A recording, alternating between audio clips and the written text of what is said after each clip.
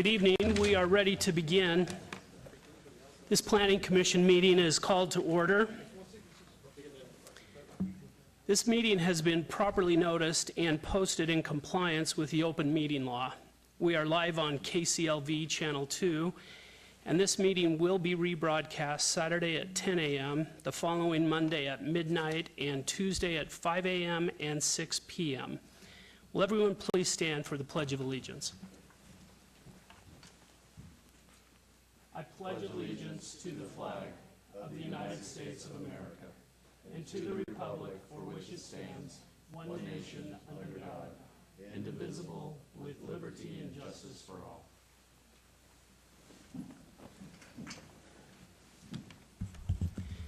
Madam Clerk, will you please call roll? Yes. Chair Moody? Here. Vice Chair Schlattman? Present. Commissioner Quinn is excused. Commissioner Flangus? Here. Commissioner Trowbridge is excused. Commissioner Creer is excused. Commissioner Cherry? Here. Thank you. Thank you. Ladies and gentlemen, I call your attention to the information printed in your agenda concerning our actions and the appeal and review process, if appropriate. Please read this carefully, and if you have any questions, staff is available. Also, the second page of the agenda contains our rules of conduct. We appreciate your adhering to these rules so we can have a smooth meeting tonight. Moving on to item 4. Public comment during this portion of the agenda must be limited to matters on the agenda for action. If you wish to be heard, come to the podium and give your name for the record. The amount of discussion, as well as the amount of any time any single speaker is allowed, may be limited. All comments made under this item for specific action items will be cross-referenced to those items. Are there any members of the public who wish to speak during this portion of tonight's agenda? Thank you. We'll move on to item 5. Oh, good evening, sir. Hi, my name is Bob Bellis. I just have a question. Okay, can you give us your address, please? 1269 8th Street. Can we have, is there going to be discussion on number 60? Yes, there is. Okay. That'll be part of the public hearing tonight when that matter's called. Thank you. Item number 5, this is for possible action to approve the final minutes for the Planning Commission meeting of April 12, 2016. Is there a motion to approve those minutes? Mr. Chairman, I move to approve the minutes from the last PC hearing. Thank you. Motion is to approve the minutes of last month's meeting. Please vote.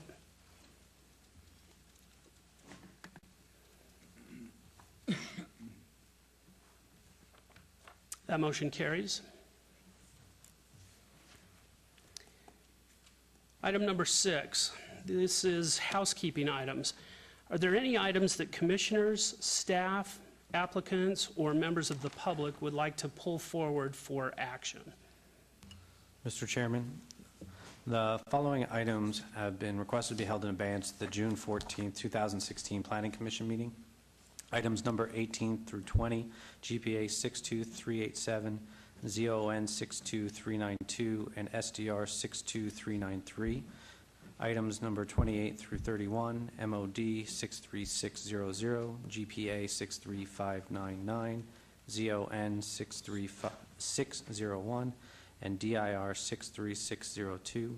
Items number 32 through 34, VAR 63584, WVR 63585, and TMP 63586. Items number 35 through 37, VAR 63577, WVR 63579, and TMP 63580. Items number 38 through 40, VAR 63587, WVR 63588, and TMP 63589, as well as item number 57, SUP 63935. The following item has been requested to be held in abeyance to the July 12th Planning Commission meeting. Item number 7, TMP 63980, as well as the following items have been requested to be withdrawn without prejudice. Items number 52 and 53, VAR 64111, and SUP 63981. Thank you. Okay, thank you. That's a lot of items that have been requested to be either obeyed or withdrawn. Does anyone wish to speak on any of these items?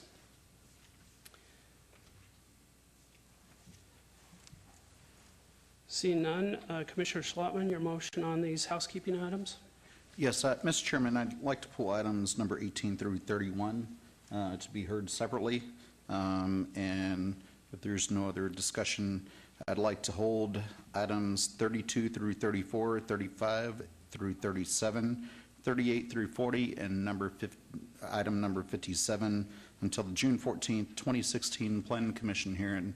And then item number 7, I'd like to hold in advance till July 12th, 2016, Planning Commission agenda. And I'd like to withdraw without prejudice items number 52 and 53. Okay, so first, let's vote on item 7. Actually, If all that's one motion, Chairman, you can just vote on all of those items, the withdrawal, the abeyances, and the other items. You can yeah, vote on one vote. and that's exactly where I'm going. So items 7, 32 through 34, 35 through 37, 38 through 40, 52, 53, and 57. The motion is to either obey or withdraw those items. Please vote.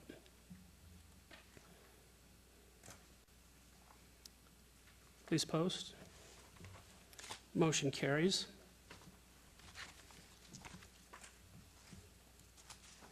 Mr. Chairman, maybe I should mention something at the beginning also. I know there's a few GPAs on this agenda.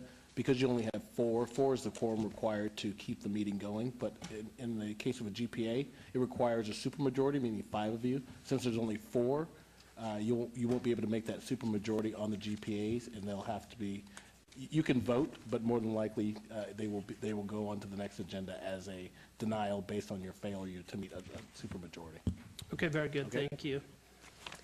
We are now to the one motion, one vote portion of tonight's agenda. The following are items that may be considered in one motion, one vote. They are considered routine, non-public, and public hearing items. All public hearings and non-public hearings will be opened at one time. Any person representing an application or a member of the public or a member of the Planning Commission not in agreement with the conditions and all standard conditions for the application recommended by staff should request to have that item removed from this part of the agenda. Beginning with related items 8 and 9. Item 8 is SUP 63960. The applicant owner is Remington Commercial 8 LLC for possible action on a request for a special use permit for a proposed auto parts accessory installation use with a waiver to allow service bay doors to face a public right-of-way at the northwest corner of Oso Blanca Road and Durango Drive in Ward 6. Staff recommends approval. Item number 9 is SDR 63961 for possible action on a request for a site development plan review for a proposed 5,220 square foot auto parts accessory installation building in Ward 6. Staff recommends approval. Item 10 is SUP 63861. The applicant owner is Top U LLC for possible action on a request for a special use permit for an existing car wash, self-service use, with waivers to allow 24-hour operation where the hours of operation are limited to 7 a.m. to 10 p.m., and to allow for a 0-foot distance separation from residential property where 200 feet is required at 1402 Northeastern Avenue in Ward 3. Staff recommends approval. Item 11 is SUP 63922. The applicant is Yasina Felix Rodriguez, and the owner is Mojave Development Group. For possible action on a request for a major amendment to special use permit, SUP 56641, for a proposed 1,650 square foot expansion to an existing 2,062 square foot beer wine cooler on-sale establishment within an existing restaurant at 23 North Mojave Road, Suite D in Ward 3. Staff recommends approval. Item number 12 is SUP 63930. The applicant is Cornish Pastry Company, and the owner is ProView Series 14 LLC. For possible action on a request for a special use permit for a proposed 7,508 square foot tavern limited establishment use at 10 East Charleston Boulevard in Ward 3. Staff recommends approval. Item 13 is SUP 64002. The applicant is Tacos Huevos. The owner is Main Street Investments 2 LLC for possible action on a request for a special use permit for a proposed 1,764 square foot restaurant with service bar with a 463 square foot outdoor seating area at 1201 South Main Street in Ward 3. Staff recommends approval. Item 14 is SDR 63916. The applicant is Dignity Health, and the owner is JRJ Properties for possible action on a request for a site development plan review for a proposed 70-foot tall, two-story, 40,188 square foot hospital and medical office building at the northwest corner of Sahara Avenue and Decatur Boulevard in Ward 1. Staff recommends approval. And finally, item 15, VAC 63920, the applicant owner is Sahara Rancho Office Center for possible action on a request for a petition to vacate a 20-foot wide public sewer easement at the northeast corner of Sahara Avenue and Rancho Drive in Ward 1. Staff recommends approval. I'm going to, staff first. Anything? Mr. Chairman, staff would like to pull item number 14 for a condition modification. Okay, we'll pull that off the one motion, one vote portion of the agenda. I'll open this for public comment and hearing. Does anyone wish to be heard on any of these items? Come on forward and state your name and address.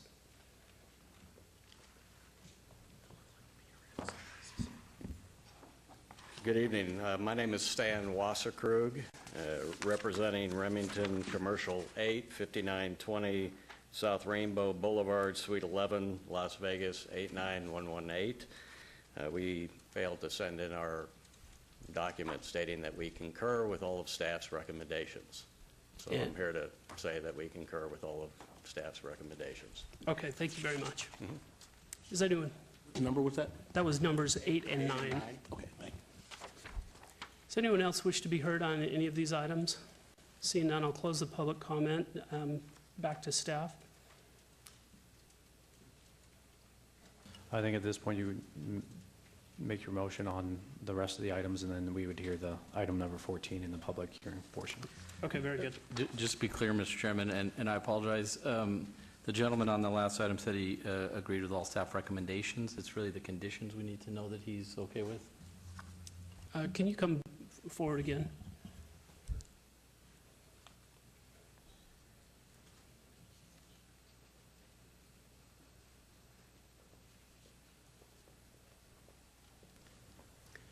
Don't mind to quibble. I mean, we don't mean to quibble over No, it's okay. two closely related words, but we need to make sure you agree with all of staff's conditions for approval. We do. Okay, very good. Thank you. Any discussion on the Planning Commission? Seeing none, I'll entertain a motion. Yes, Mr. Chairman, on the one motion, one vote items, I would move to approve items 7 through 13 and number 15. And 7 was actually pulled, I or apologize. held in abeyance, I'm sorry. I would move to approve items 8 through 13 and 15, and pull number 14 forward for a public hearing. Okay, very good. Motion is for approval. Please vote. Please post.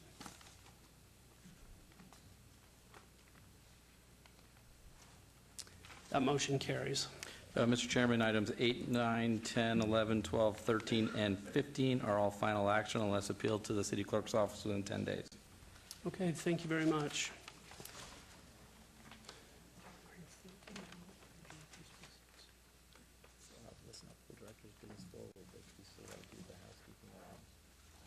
We already did.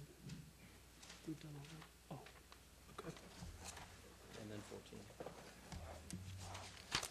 Okay, now we have a few housekeeping items that we pulled forward. Items 18, 19, and 20, and 28, 29, 30, and Mr. Chairman? 31. I think we'll need to hear 14 before we, I'm sorry? Number 14? The one that was pulled from one motion, one vote. Okay, so you want to hear that one first? That one should probably be heard first, and then, All right. Number 14 has already been read into the record, so can we have the staff report? Mr. Chairman, the proposed project meets all development standards set forth by Title 19, and staff is recommending approval of this request with conditions. However, if approved, there's condition modifications proposed by Public Works, and Mr. Lucian will address those. Mr. Chairman, we're working with the applicant on alternatives to constructing the right turn lane or doing a traffic study, so I'd like to amend condition number 17. And it's a quite lengthy condition.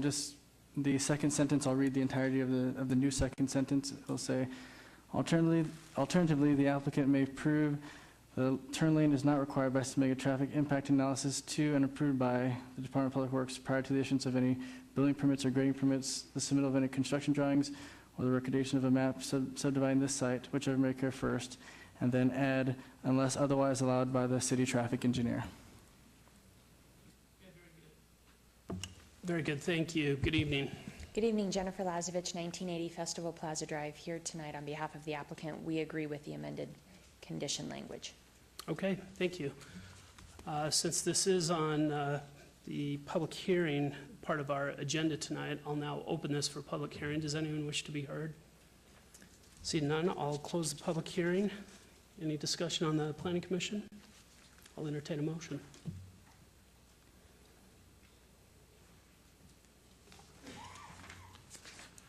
Mr. Chairman, pertaining to item number 14, which is SDR 63916, move to approve.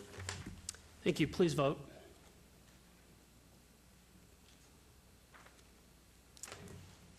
Item number 14 is approved. Thank you. Thank And you. I believe it's final action, but I just wanted to confirm. Mr. Chairman, item 14 is final action unless appealed to the city clerk's office within 10 days. Thank you very much. Okay, great. Now we'll go back to housekeeping. The vice chair asked that numbers 18, 19, and 20, and 28 through 31 be pulled off the one motion, one vote portion of the agenda. And let me read those into the record now. 18, 19, and 20 are related. 18 is GPA 62387. The applicant owner is 70 Acres LLC. For possible action on a request for a general plan amendment from PROS, Parks Recreation Open Space, to high-density residential at the southwest corner of Alta Drive and Rampart Boulevard in Ward 2. Item 9, staff has no recommendation. Item 19 is ZON 62392. Same applicant and owner. This is for possible action on a request for a rezoning from residential plan development, 7 units per acre, to high-density residential, also in Ward 2. And item 20 is SDR 62393 for possible action on a request for a site development plan review for a proposed 720-unit multifamily residential condominium development consisting of four-story buildings in Ward 2. Again, staff has no recommendation. I'm also going to read in 28 through 31. Also related items. 28 is MOD 63600. The applicant is 180 Land Company LLC. The owner is 70 Acres LLC et al. For possible action on a request for a major modification of the 1990 Piccoli Ranch Master Plan to amend the number of allowable units, to change the land use designation of parcels comprising the current Badlands Golf Course, to provide standards for redevelopment of such parcels, and to reflect the as-built condition of the remaining properties east of Wallapai Way between Alta Drive and Sahara Avenue in Ward 2. Staff has no recommendation. Item 29 is GPA 63599 for possible action on a request for a general plan amendment from Parks Recreation Open Space to Desert Rural Density Residential and High Density Residential in Ward 2. Staff has no recommendation. Item 30 is ZON 63601 for possible action on a request for rezoning from RPD 7 to RE and R4 on 248.79 acres, and from PD to R4 in Ward 2. Staff has no recommendation. And finally, item 31, DIR 63602 for possible action on a request for a development agreement between 180 Land Company LLC et al. And the City of Las Vegas in Ward 2. Staff has no recommendation. And without a recommendation, I assume there's no staff report. That is correct. Okay. So rather than open this for public, or for the applicant to speak, I'm first going to ask the Vice Chair his request for pulling this off the one motion, one vote. Yes, Mr. Chairman, through you, I just had a question as to why this keeps getting obeyed and when it'll actually finally be heard. And, you know, I hear certain things such as a traffic study or this and that, and we got to work with the neighbors. But instead of us holding in advance till next month and till the next month and us having to find cause to be able to hold this from 1 month to the next, do we think 30 days is appropriate or 60 days is more appropriate? And if we can get maybe the applicant to come up and state if they think they could do it within 30 days or 60 days, that way we don't have to see this come up on every agenda. Maybe we hear from staff first and then the applicant. City Attorney? I'll be glad to. I recently got involved in these negotiations about 2 months ago. As you all know, this is a very, very complicated project. It has a lot of moving pieces. I have assured the applicant and his staff that we are moving as quickly as we possibly can. But maybe it's because I do business a little bit different. Maybe it's because it's a big project. But I am insisting that before we sign off on it, that a traffic study to our satisfaction is completed. One has been submitted. It is being reviewed. I've been informed it'll be 4 to 5 weeks before that's completed. We have a drainage study, which we have sent out to the applicant for comments. They made comments back. We are close to concluding that. We have a sewer study that I understand is going to be available soon, but I have not seen yet. And I have not seen a study on schools, and fire is preparing a written study right now. That's just on the study aspect of it. On the negotiations themselves, we have talked about a number of things, but the big item that remains to be discussed, and Mr. Perigo and I have spent a lot of time with each other in the last couple of weeks discussing it, is the density of the project and some of the other features. I believe all these things will be worked out, but I don't believe it's possible they're going to be worked out in the next 4 weeks. That's my personal opinion. I know the applicant very much disagrees with that, and I think you should hear from them. But in my opinion, I think if you hold it for 4 weeks or to the next meeting, you're going to have a lot of neighbors that you're going to have to call off one more time. That's my opinion. Okay, very good. Can we have the applicant come forward, please? There is no staff report because there's no recommendation. Correct? Is there a staff report? Some of the analysis has been done as part of the staff report, but as Mr. Jerpich just said, we haven't completed all of the discussions on all of the items, so we don't have a complete staff report that allows us to make a recommendation at this time. And that is why staff had requested this particular abeyance in order to allow more time to complete our work.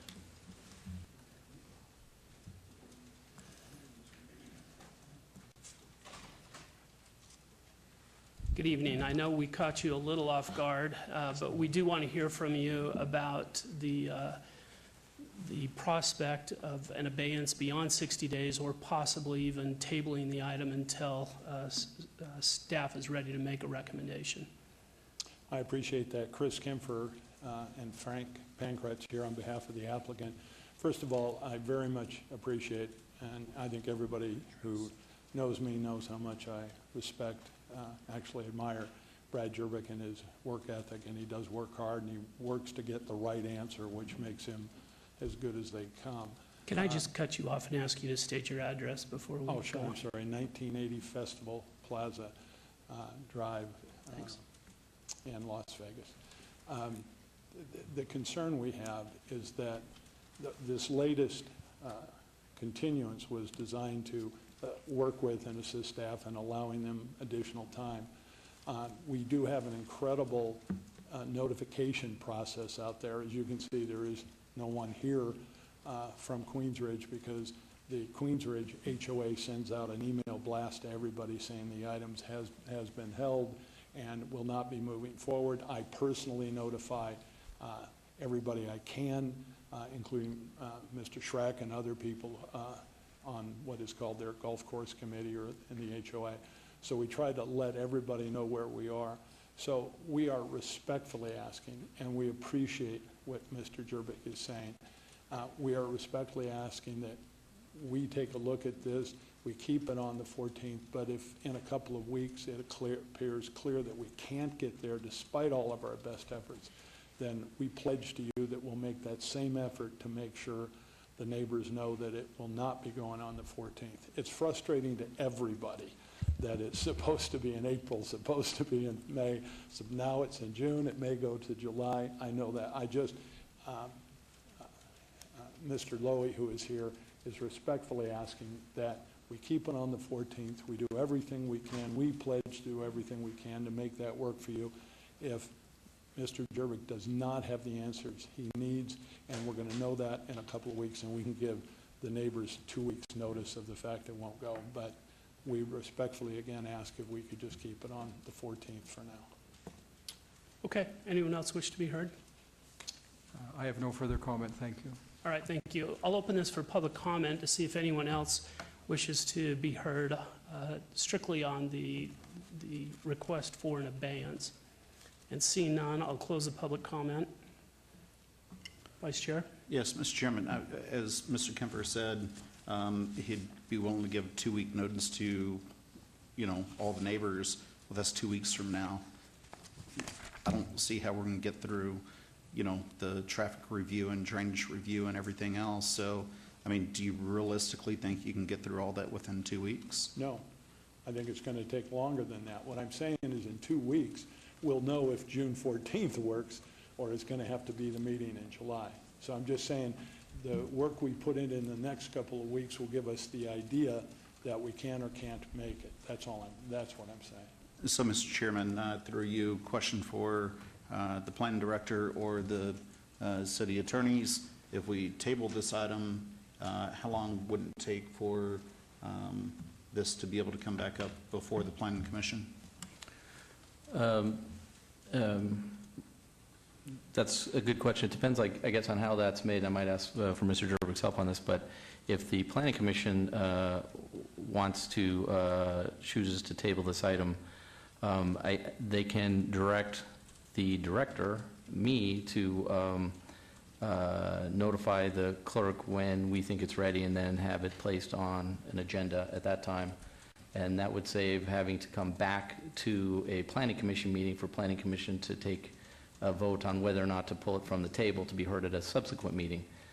So I guess there's a couple of options on how that might work, but again, I defer to the city attorney's office. That state at the outset, we had a very candid conversation today with the applicant, and I think that needs to be part of the record as I kind of wade into this. One, we're going to have a lot of things to discuss in this negotiation. This is not a hill to die for any of us. I'm just identifying what I think is a natural consequence of the fact that we will not be ready on the June 14th agenda, and I need to bring that to your attention. If you wish to obey it to June 14th with the possibility that you have to go to the neighbors and call it off one more time, that's a decision of this commission. Or if you want to hold it for 2 months without having to table it, that is also your prerogative. If it is tabled, I think the best way to do it is what the planning director just said. Give the planning director the authority to pull it off the table, because we'll know first when the negotiation is completed and when we signed off on the agreement. At that point in time, he would notify the clerk to put it back on the agenda. Here's how it would work.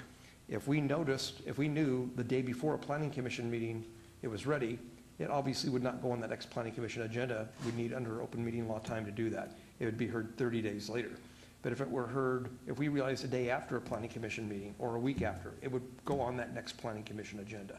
That's the design way a tabling would work under these circumstances.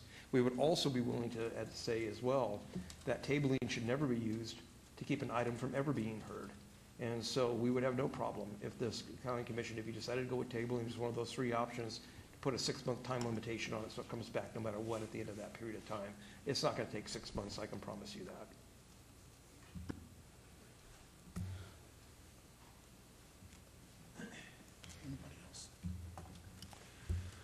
Mr. Chairman, me personally, I think we need to just obey it 2 meetings away. I'm not sure I like the table option at this time, because I'm be concerned about this thing languishing for a while. So I would just move to, my recommendation is we move it to the July 12th meeting. Okay. Any other discussion? I'll entertain a motion. Mr. Chairman, for items 18 through, I apologize. 18 through 20 and 28 through 31. Yes, Mr. Chairman, I would move to approve to hold items 18 through 20 and 28 through 31 in abeyance to the July 12th, 2016 Planning Commission hearing.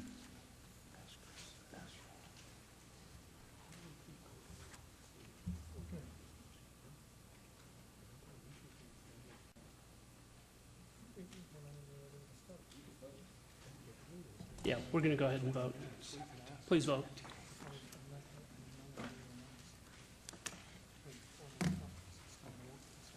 That motion carries. Items 18 through 20 and 28 through 31 are obeyed to the July Planning Commission meeting. And what date specifically is that? July 12th. Thank you. Gentlemen, we'll see you in 2 months.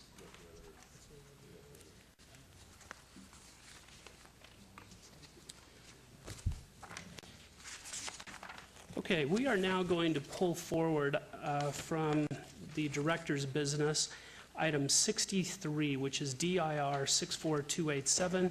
The applicant owner is the City of Las Vegas. This is for possible action on a presentation of the proposed downtown master plan update, all wards. Staff recommends approval. Can we please have staff's report or presentation? Good evening, Chair, Commissioners. Robert Summerfield, City of Las Vegas Department of Planning for the record. As you remember, last month I presented an update on the status of the downtown master plan.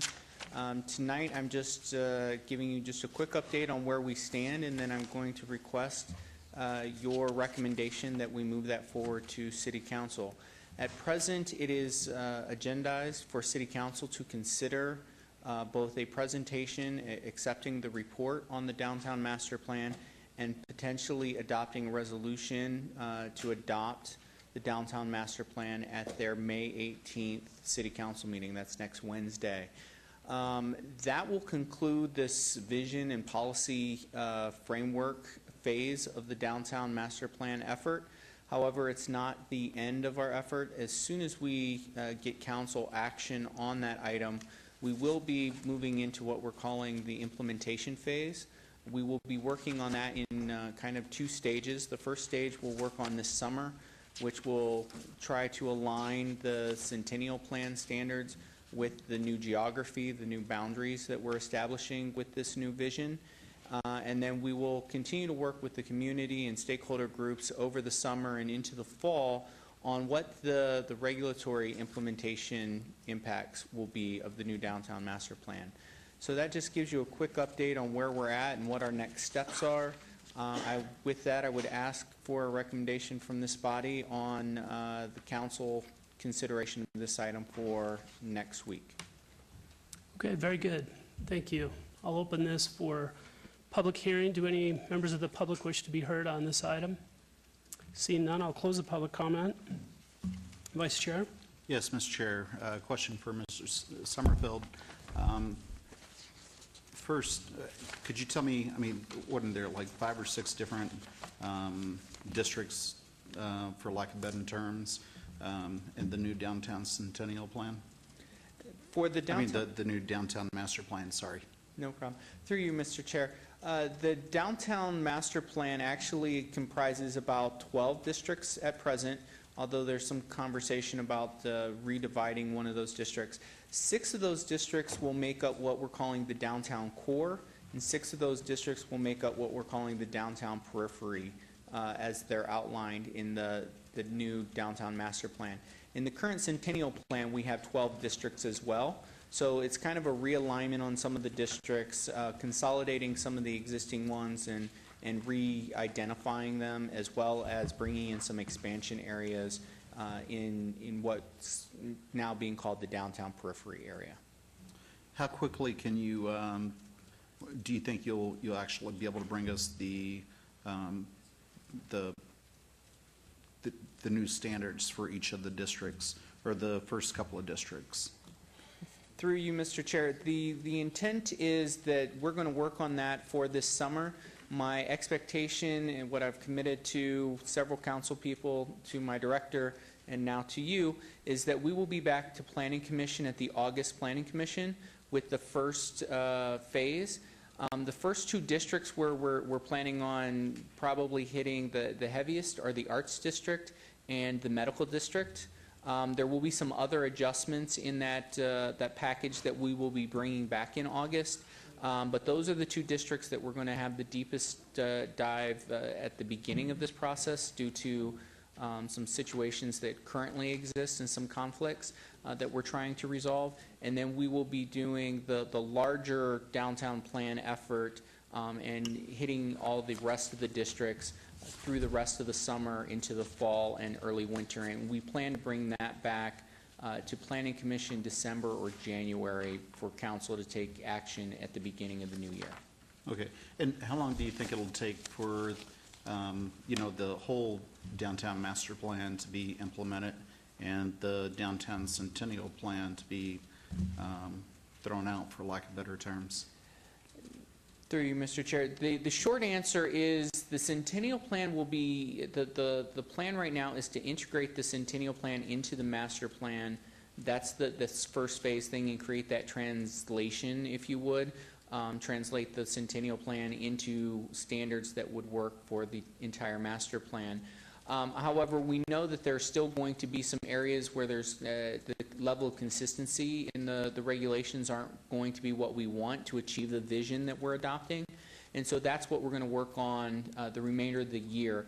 The expectation is that the regulatory piece of the implementation plan, and again, this plan is for a 30-year horizon, so we will be working on implementation items from now until our children are working for the city.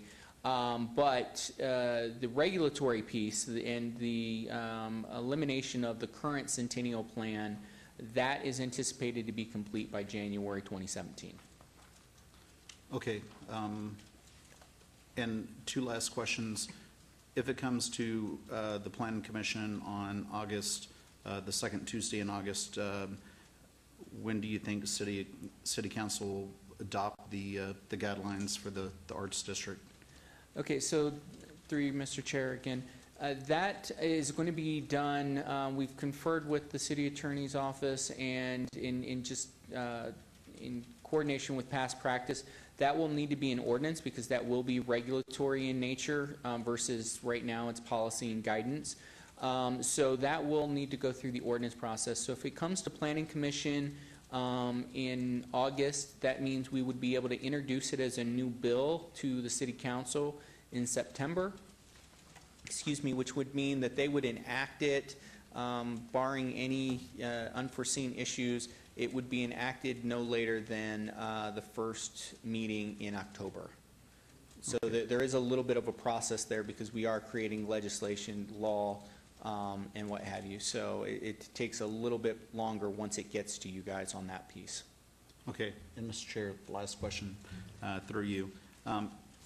Has the members of the 18B Arts District and their board and the members of the community come out to reverse this whole, this is the only things that's allowed versus these are the things that's excluded as far as potential uses within the Arts District? And have you received a list of uses that the people of the Arts District feel is acceptable for that particular area?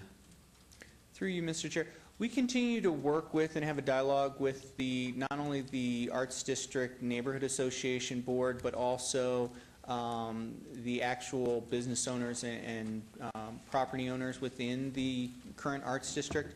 We do not have a definitive list at the moment of kind of a policy shift from where currently the Arts District has a permissive use table, and we want to as staff, we are looking at the option to kind of reverse that and say, in order to make the Arts District, maybe these are the uses that aren't permitted in that district. We're still moving with those conversations, and that's part of what we need the time between next week and that August date to do, is to continue to work with the community in the Arts District on exactly how that shift in thinking would work and what uses would go on that not permitted list. So we continue to work with that community. So far, they've been responsive. We've had some really good dialogue, and we just need to continue that. Okay, thank you. No further questions. Commissioner Cherry? Through the chair, I'd like to say there has been great communication with the Arts District, and I know that list is forthcoming. If there's no more discussion, I'd like to make a motion on item 63. Yes, please do. Item 63, 64287, I make a motion for approval.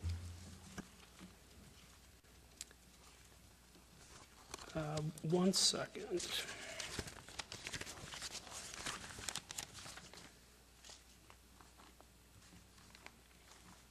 Okay.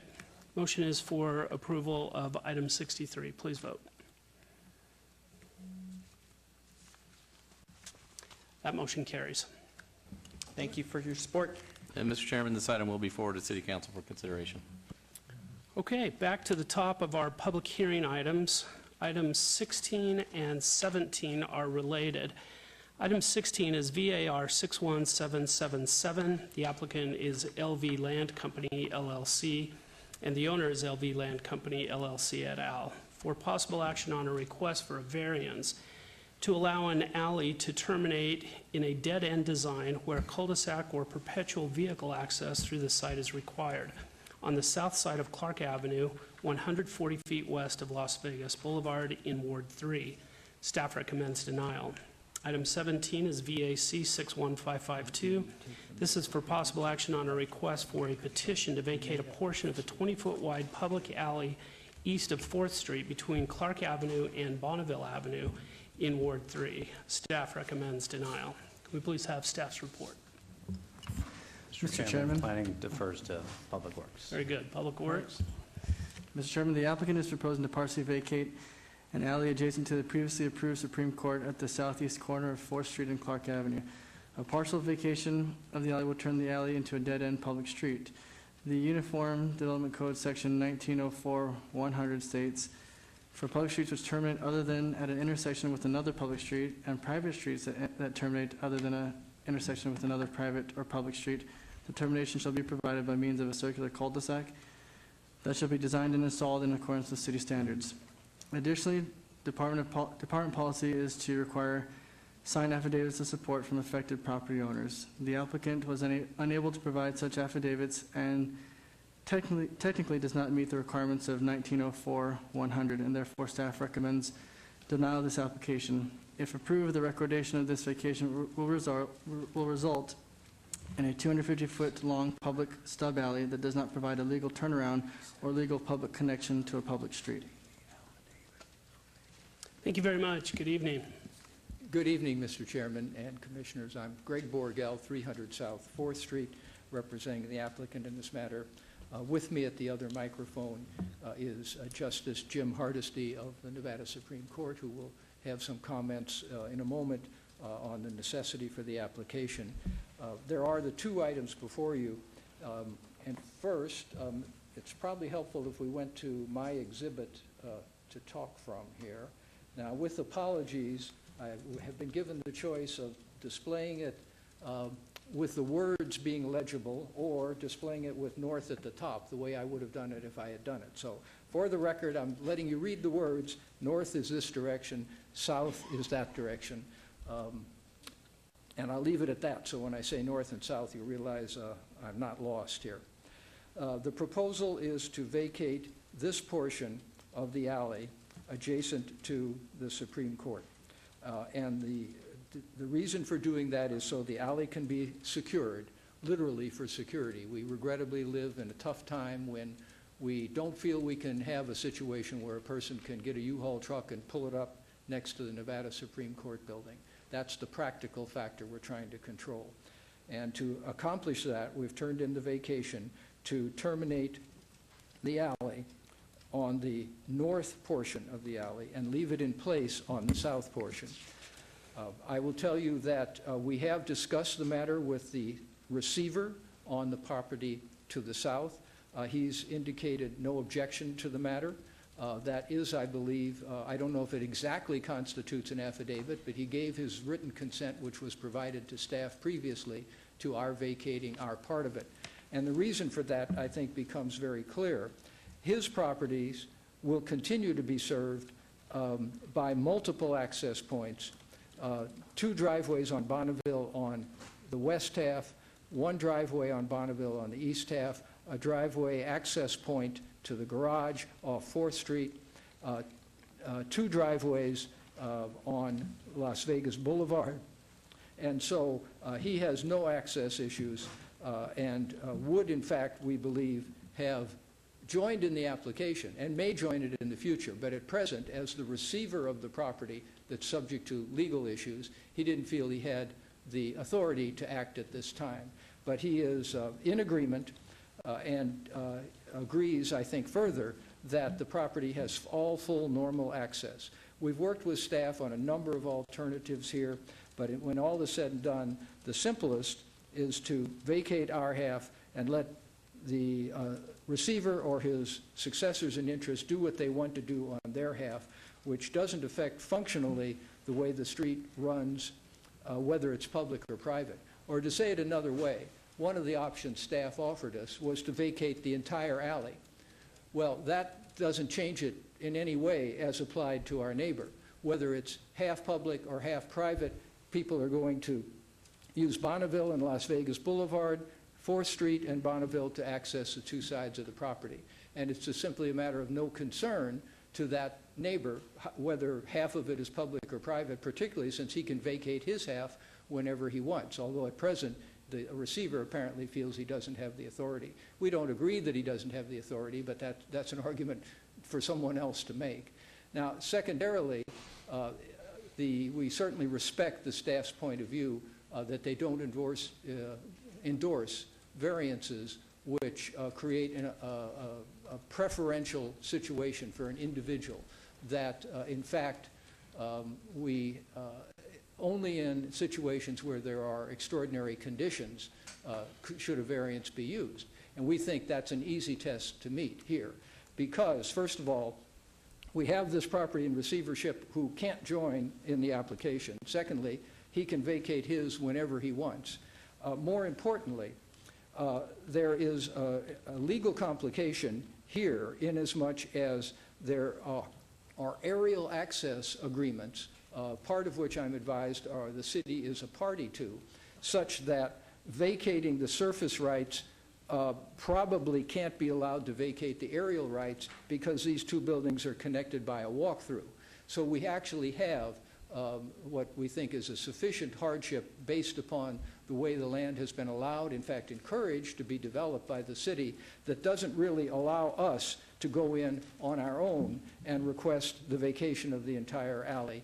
But what we can do is vacate our half, and that will leave a circular flow pattern around the entire 2 halves of the property. It will preserve the aerial easement, which the current dedication of the alley provides for, but which the vacation of the surface rights would unduly complicate for everyone involved. Also, the question came up as to whether, as an example, if the trash truck chooses to come in off Bonneville and this is a dead end, how would he get out? And the answer is we've checked, and the entry at Bonneville is labeled 12 foot of clearance, and we believe it is 12 foot of clearance, although I did not myself measure it.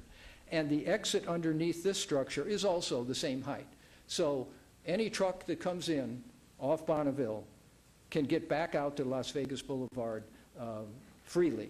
So in effect, it's a turnaround or an exit, if you will.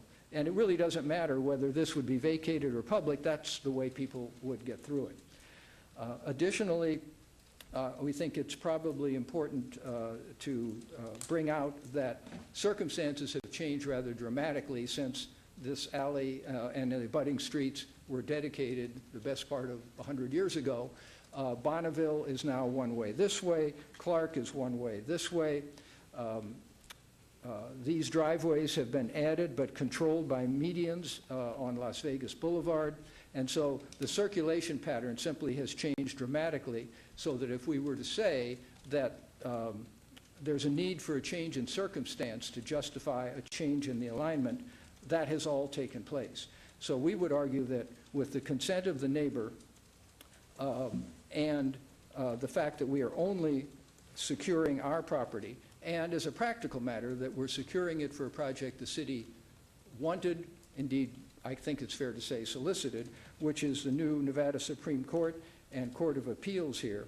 And in light of the staff's comments in which they point out that no substandard right-of-way is being created and that there is no impact on circulation generally as a result of this action, we think that both the variance is adequately defended given the complications that exist on this property physically and the practical argument to secure the Supreme Court. And I know that Justice Hardesty wants to have a word. Very good. Welcome, Justice Hardesty. Welcome. Thank you, Mr. Chair. Jim Hardesty, 201 South Carson, Carson City, Nevada. I am grateful to the Commission for your consideration of this request and for staff's review of this issue. As I'm sure you can appreciate, the development of a courthouse presents a lot of challenges, but one of the unfortunate issues that we must deal with is the security of the building. It presents a particularly unique issue where vehicle access can get close to that building and create some enormous problems for the building. And that is particularly true when you have an alley that can be used for that purpose. Now, as some of you may recall, when the building was initially presented to the city, there was a design that reflected a pretty elaborate system for protecting the building along 4th and along Clark. There will be 2,000-pound stones that will be well secured into a plaza that is in front of the building and along the building on the 4th Street side.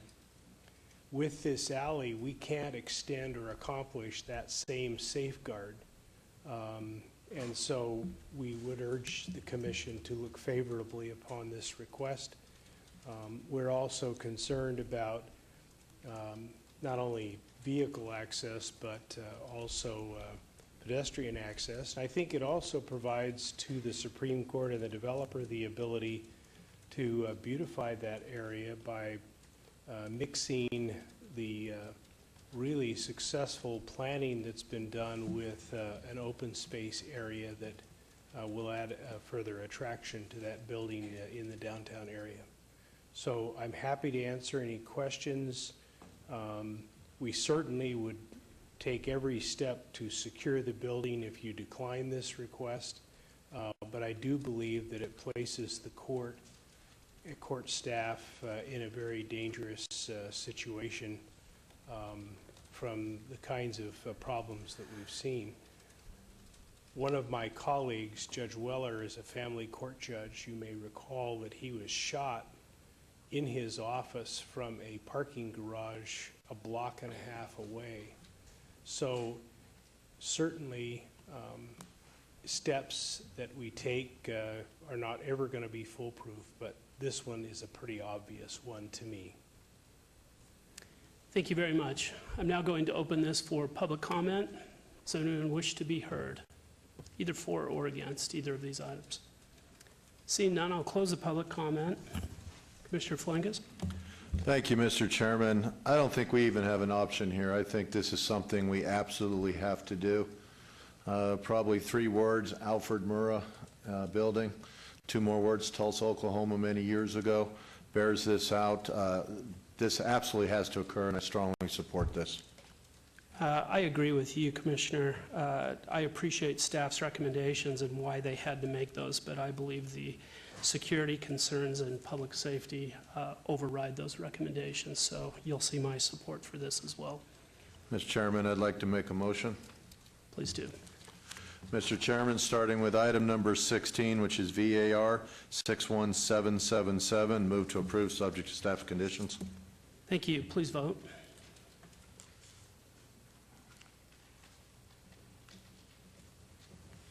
Item 16 is approved. Thank you, Mr. Chairman. Related item number 17, which is VAC 61552, move to approve subject to staff's conditions. Motion is to approve item 17. Please vote. Motion carries. Thank you very much, and we're waiting for the usual announcement about going to City Council. Or not. Mr. Chairman, these items will be heard at City Council on June 15th, 2016. Thank you for the reminder. Thank you. Thank you. Thank you, Commissioners. Appreciate your consideration. Good evening. Moving on to item 21, SDR 62361.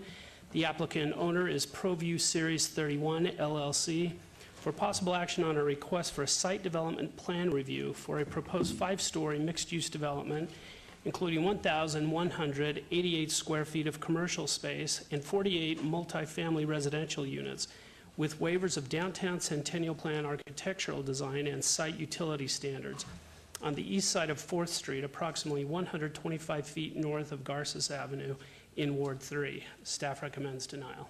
Staff report, please. Mr. Chairman, this item was held in abeyance at the previous Planning Commission meeting for the applicant to work with staff regarding the placement of utility appurtenances within the building footprint. Neither the applicant nor the applicant's representative communicated with staff until this past Friday after several communication attempts by staff to work with the applicant. That being said, the development does not integrate adequate parking facilities on site and therefore must supply parking by providing off-site facilities. At this time, there is no agreement in place for off-site facilities. Furthermore, the proposed development continues to seek to place above-ground utility appurtenances within the streetscape portion of the public right-of-way instead of within the building footprint, therefore creating pedestrian impediments and visual nuisance within the downtown area. The development is therefore not compatible with the subject site, and staff recommends denial. If approved, staff would request a condition be added stating all above-ground utility appurtenances are to be placed within the building footprint, and that condition number 4, which grants a waiver to allow above-ground utilities within the right-of-way, be deleted. Thank you. Thank you. Good evening, gentlemen. Before I ask for your names and addresses, I'm just going to remind everybody, we just heard from you last month. There was a lot of discussion on this, so we're happy to let you make your record, but I would ask you to keep your remarks brief tonight since we've had adequate time to consider this. Names and addresses, please. Thank you. Lai Dow, 1925 Village Center Circle Drive, Las Vegas. Adam Fulad, 1115 South Casino Center Boulevard, Unit 3. Thank you. And we did ask you to come back this month. Maybe you can tell us what has changed since last month to now. So we worked with our civil engineer and the water district and trying to minimize the impact of our elevations and our street frontage for the utility. If I can have this on a monitor. So we're trying to, so the utilities, we have the RPPA, the 2 RPPA and the RPDA. If we put it inside our building, this is how much it would impact our building all the way up, because we have to have clearance for the cranes and everything to come in there. We did work with our water district to try to accommodate putting the RPDA on site, and we did that. We did do that, but we're requesting a waiver for the 2 RPPA, which is the smaller compact units, to be on the amenity zone on our sidewalk. And here's an exhibit. I guess this is the movie theater coming in right now. It's being built.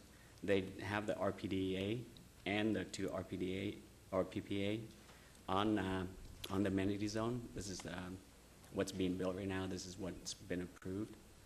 We're just asking for these 2 to be on the amenity zone, not the big one. The big one we're going to accommodate on our site, on our property site. So that's, at the water district, they also showed us, listening to Trinity about concealing it and camouflaging the water meter boxes. And they did give us this exhibit to present to you guys on how to camouflage it. We'll also camouflage it with landscape also. Here's our site. It would be next to these two existing palm trees, and then we would have landscape next to it. And I think, showing you guys the impact of what would happen to our frontage is very maximum. It's about more than a third of our building frontage. I know the city wants us to build all the way to property line on 4th Street. It's going to highly impact it. We're not going to have our awnings. We're going to kill a lot of these units up the front. We're going to kill about 1,200 square feet of residential spaces all the way up. So, we're asking the director and the commissioner to let us get that waiver for the 2 RPPA on the easement, and then we will accommodate the RPDA onto our property site. Okay, thank you. I just wanted to add one thing. Name and address, please. Again, Adam Foulard, 1115 South Casino Center Boulevard, Unit 3, Las Vegas. Thanks. I do understand the reason that you don't want it in the amenity zone and that it doesn't look nice. This is a very small box, and we are trying to accommodate it with something that looks like landscaping. I think what's worse is that we move it into the property line where you can still see it, and it ruins the building. It's sort of like you make one problem into a bigger one. At the end of the day, even putting it inside the property line, you will still be able to see it as you pass by, and it ruins the aesthetics of the building. And that would be all. Okay, thank you. I'm going to open this for public comment. Anyone wish to be heard? Seeing none, I'll close the public comment. Vice Chair? Yes, Mr. Chairman. Mr. Dell, to say that you're going to put the 2 RPPAs on site and lose 5 stories of your building, I mean, it's inaccurate. I mean, the Las Vegas Valley Water District's not going to make you take away 50 feet of your building for access to get a backhoe in there. We asked you last month to go work with the Las Vegas Valley Water District and to work with the planning department, and you only contacted them on Friday. Hold on, I'm not finished. So, and then you show me photos of Eclipse Theater saying it's an amenity zone. Understand what the amenity zone is. The amenity zone's the first 5 feet behind the curb, and then you have the 10-foot sidewalk behind the amenity zone. So the downtown Centennial plan's 15 feet. The photo that you showed me looks like they had the RPPA and the RPDA outside of our sidewalk and amenity zone. That's not right behind the curb. That's not within 5 feet of that behind the curb. So don't say that that's the same as your project. And you didn't do what you said you're going to do, work with city staff and work with the water district.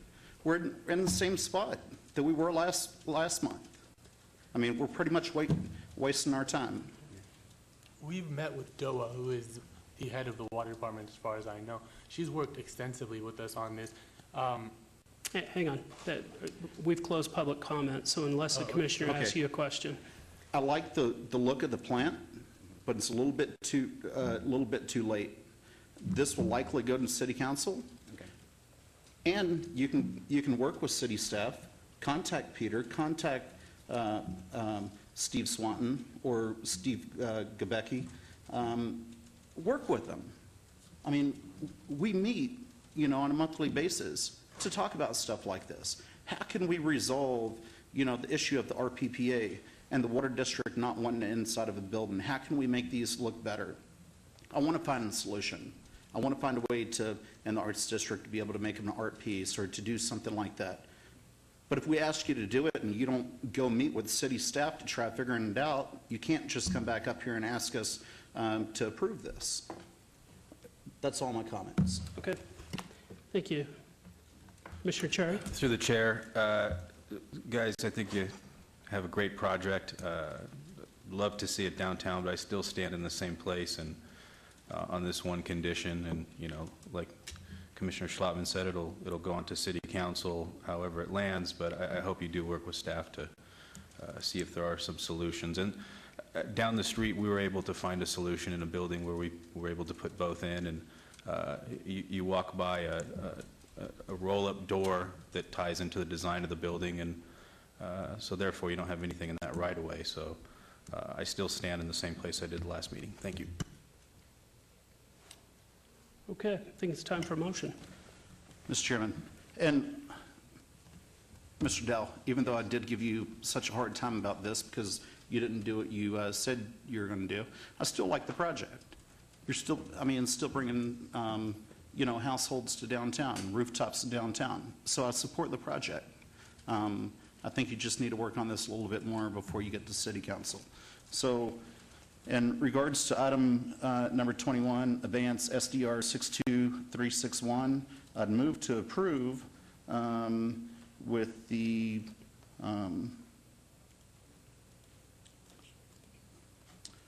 amendment, or with the deletion of condition number 4 and the added condition. Mr. Lowenstein, could you help me? Sure, through you, Mr. Chairman. The added condition would be all above-ground utility appurtenances are to be placed within the building footprint. Thank you. So before we vote, I need to make sure that the applicant is in agreement with both the deletion of condition number 4 and the additional comment, or the additional condition as stated by staff. I take that as a no. No. Okay. Okay, Mr. Chairman, I will go ahead and retract my motion and make a new motion. On item number 21, abeyance item SDR 62361, I move for denial. All right, thank you. Motion is to deny item 21. I remind you that a yes vote is following staff's recommendation for denial. Please vote. Motion carries. Item 21 is denied. Mr. Chairman, that item will be heard at City Council on June 15th, 2016. Perfect, thank you. Thank you. Items 22 through 27 are related. Beginning with 22, GPA 63571, the applicant owner is John M. Bailey for possible action on a request for a general plan amendment from desert rural density residential to general commercial at 5455 North Rainbow Boulevard in Ward 4. Staff recommends denial. Item 23 is ZON 63573 for possible action on a request for a rezoning from residence estates to general commercial in Ward 4. Staff recommends denial. Item 24, VAR 63817 for possible action on a request for a variance to allow a 13-foot rear yard setback where 20 feet is required for an existing building and to allow a 5-foot side yard setback on the north perimeter where 10 feet is required for a proposed carport in Ward 4. Staff recommends denial. Item 25, VAR 63891, for possible action on a request for a variance to allow a 17-foot residential adjacency setback where 60 feet is required for an existing building in Ward 4. Staff recommends denial. Item 26 is SUP 63574, for possible action on a request for a special use permit for a delivery and service vehicle storage use in Ward 4. Staff recommends denial. Finally, item 27, SDR 63575, for possible action on a request for a site development plan review for a proposed 3,933 square foot office and service vehicle use with waivers to allow a 0-foot wide landscape buffer along a portion of the north perimeter and a 5-foot wide landscape buffer along a portion of the south perimeter where minimum 8-foot wide landscape buffers are required in Ward 4. Staff recommends denial. Staff report, please. Mr. Chairman, before staff report, as stated at the last meeting on this item, I have represented as an attorney the applicant's representative, so out of an abundance of caution, I will be abstaining. Okay, thank you. Staff? Mr. Chairman, the applicant's representative at the previous meeting held that the proposed use was a building maintenance, service, and sales use and would allow for the utilization of the rear of the property as outdoor storage. Staff agrees with the assessment that the primary use is indeed building maintenance, service, and sales, but is in disagreement with the assertion that the storage of fleet of street sweepers is in accordance with the intent of outdoor storage. The Unified Development Code differentiates the two by providing clear definition of delivery and service vehicle storage as the use of an area or facility for the parking and storage of commercial fleet vehicles that are primarily in connection with the delivery of goods and services to the surrounding community. That being said, the proliferation of commercial uses along Rainbow will discourage property owners to the south to develop in a residential manner and encourage the conversion and character of the neighborhood into a commercial corridor. The proposed amendment to the general plan and subsequent rezoning of the property to general commercial are not compatible with either the resident estate property within the rural preservation overlay or the single-family development that are adjacent to the subject site. The proposed variance requests and associated waivers of the landscape buffer requirements cannot be supported, as well as the intensity of the proposed use itself being incompatible with the surrounding neighborhood. Staff recommends denial of all applications. Thank you. Thank you. Good evening, Mr. Garcia. Before I ask you to introduce yourself and tell us about these applications, we're going to take a short 5-minute recess and we'll reconvene. So we'll be in recess for about 5 minutes. Thank you.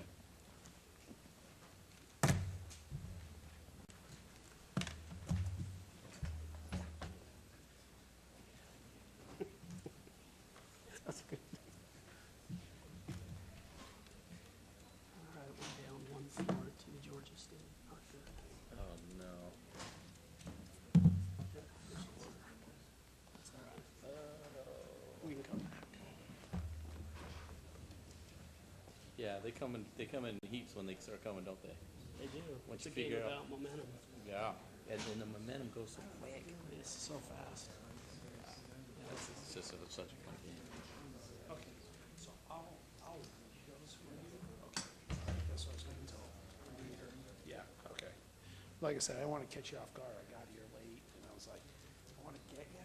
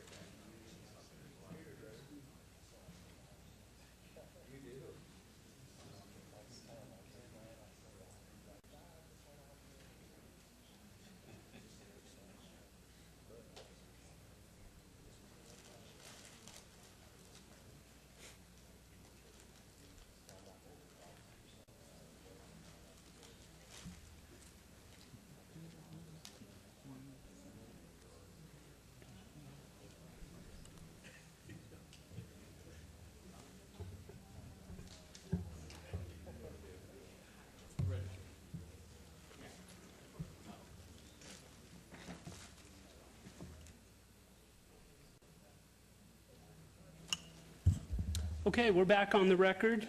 This meeting is reconvened. We are on items 22 through 27. We heard staff's report. Mr. Garcia. Chairman, Commissioners, George Garcia, 1055 Whitney Ranch Drive, Suite 210. Pleasure to be before you. To try and keep this brief, since we had this discussion at the last meeting, I'll just focus on one point. First of all, before I get to that, I'll indicate that because of the general plan amendment, where we're going to request abeyance of these items, but we are seeking your direction on one item, and that is after discussing this with the director over the last month, as we were instructed to do. The question that remains is, so staff has indicated, as you heard, that the request for the building maintenance service is appropriate in terms of the use. The zoning, in the general plan amendment, will come back to. What remains is the question of outdoor storage of the vehicles, and I think staff's indicated how that they may have some concerns about that, whether it's appropriate at all or not. But I think the question we would like to ask is your leave and direction to apply for another special use permit so that that item can also be before you when these items come back. So we'd like to ask for that special use permit. Obviously, the staff will need time to take that in and review it and add it to the other items so that that'll all come back before you. So we'd ask to obey these items so we could make that application and bring it all back to you at a time frame, and if that, whether it's June or July, whatever the staff feels the appropriate time frame would be to bring this all back to you, and then you can look at all of the items and we can address that at that time. Then a question for staff. If we recommend he be allowed to bring the SUP back, would that take more than 30 days? Mr. Chairman, if an application was submitted by the end of this week, it could be on the 6/14 cycle, so the next planning commission. Does that give the applicant time? That's fine, Mr. Chairman. Okay, very good. I'm going to open this for public comment. Is anyone here to be heard on any of these items? Your name and address, please. Good evening. Keith Leadus, 6604 Manzanita Glen Avenue, president of the Timber Creek Neighborhood Association. So let me just remind you, we're not... Everything's been said last month, got it. No. Even different than that. Hopefully you understand that you may not have been here at the beginning of the meeting. One of these items, item 22, is a general plan amendment, which requires a supermajority, and we do not have enough planning commissioners here tonight. Because the other items are related to that general plan amendment, the applicant is requesting an abeyance. So, and it's for 30 days. So are you here to speak on the request for the abeyance? I'm here to speak on Mr. Garcia's comments about direction from staff. Very good. When Mr. Garcia and I talked at the end of in the past month, and I think this is what he said, but I'm just taking it out of planning gobbledygook to see if I can understand it. I think he said that they believe that this type of use would be allowed in C1, but staff thinks that this use cannot be allowed in C1, it would have to be C2, and so they're looking for direction. If that's the case, I guess our concern, or our neighborhood's position is that if the Planning Commission thinks that this is going to be an acceptable type of use, to maybe propose to do a text amendment to specifically allow it in all C1, but if there's going to be a feeling that no, it needs to be confined to C2, then later we'll question about the appropriability of C2 at this location. Okay, thank you. Thanks. Good evening. I am a neighbor of Mr. Bailey. Can you state your name and address, My name please? is Linda Smith. I'm at 5515 Gemini Bridges Street, Las Vegas. And our backyards are separated by fence and vegetation, and there is no, my son and I don't have a problem with. Okay, thank you. Okay? Thank you. Anything else? Mr. Chairman, just a quick comment to try to clarify. I think what we're requesting is the ability to submit a special use permit, not a text amendment, not with the zoning. I think to clarify the question that the neighbor had, That special use permit for the outdoor storage of the vehicles would then give the neighborhood and the Planning Commission and staff an opportunity to review both if it's appropriate, and if it is appropriate to have that outdoor storage in vehicles, what conditions would go along with that. And that's what we're asking for your leave to do that. Okay, thank you. This was open for public comment. I'll now close the public comment, and we can discuss this as a Planning Commission Vice Chair. Yes, Mr. Chairman, through you, a question for Mr. Garcia. Do you think that you could have an application turned in within a week? Yes, Mr. Chairman, we can complete the application and have it ready to go so that it'd be on your June agenda, I think, as staff indicated. Okay, because I just hate to push us out for 30 days, just to have it pushed out for another 30 days and fill our agenda. So, I mean, you have pretty good confidence in that? Yes, we do, and I think staff is aware of the request and the nature. This is basically to clarify the procedurally how to best handle this matter. So I think we'll definitely be ready get our submittal in and be ready by June. Thank you. Through the chair, no questions. I guess do we need a motion to obey? We need both a motion to obey and a recommendation on whether the applicant can present an SUP and bring that back next month. Does that require a vote? Yeah, it's kind of an unusual situation. That's what we're trying to figure out here, how this would actually work. Maybe staff can kind of better detail for you exactly what their feelings are on this particular application. Mr. Garcia can state what his case is with regard to the application, because I think it's a difference of definitions and exactly what it is he's planning to store on the property and for how long and things like that. So maybe we can hear both sides, and then you can make a determination whether this particular application is sufficient, and you can possibly not have him come back, or it would be obeyed, but he would keep the same application, or if he'd need to file a new application, and then you'd strike this one at your next meeting. So maybe they can both go through their individual sides of the application, and you can make a determination from there. Mr. Chairman, just to reiterate some of the comments we made in the presentation, staff finds that the use that's going to be in the principal structure is building, maintenance, service, and sales, but the accessory parking of the street sweepers in the back would be classified as delivery and service vehicle storage versus the accessory outdoor storage that would be allowed pursuant to the building maintenance and service sale. That's wherein lies the interpretation of the code, where the representative is holding that would be part of outdoor storage, where the planning department is interpreting the code to reflect that the use of an area or facility for the parking and storage of commercial fleet vehicles that are primarily used in connection with the delivery of goods and services to the surrounding community better fits the request.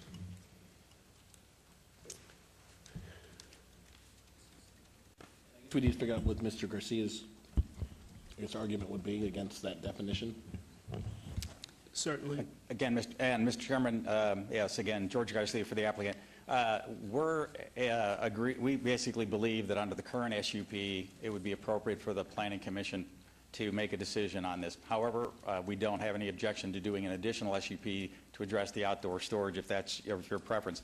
As to the question, basically, first off, what is outdoor storage? The definition, and I'll just read it to you in this since we're going to go through this. The use of a significant portion of a lot or area for the long-term retention, more than 24 hours of materials and machinery or equipment, regardless of whether the materials, machinery or equipment, are to be bought, sold, repaired, stored, incinerated, or discarded.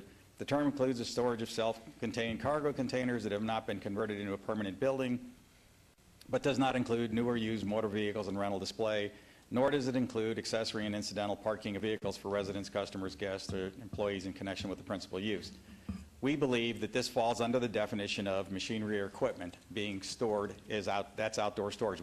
This is machinery or equipment, as you've seen, and we think we fit into that category as for the accessory outdoor storage to go with the use.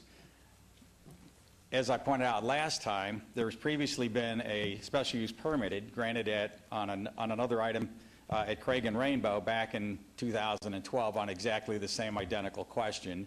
And the reason, along with the principal use in the building, the outdoor storage was, instead of being a conditional use permit, it was made a special use permit because of this type of same identical outdoor storage.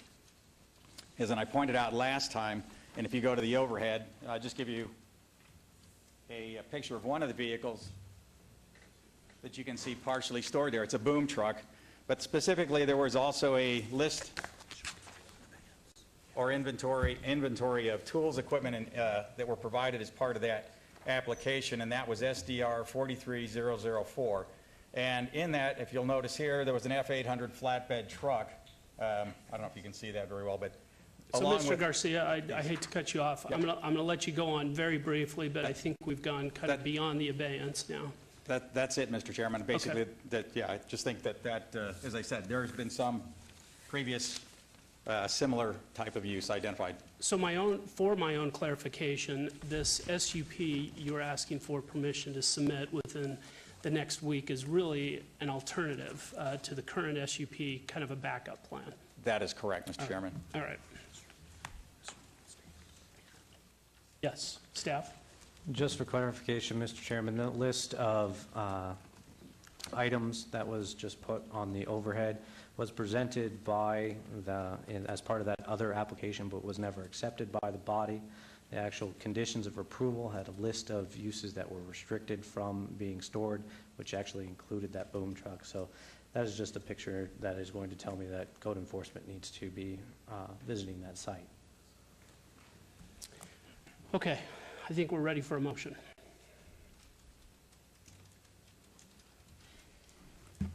Through the chair, I'd like to make a motion to obey item number 22 GPA 63571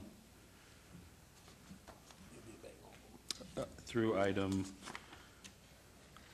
27 SDR 63575. So that's our first motion, so let's go ahead and vote on that. Motion is to obey items 22 through 27 to the June 14 Planning Commission meeting. Please vote.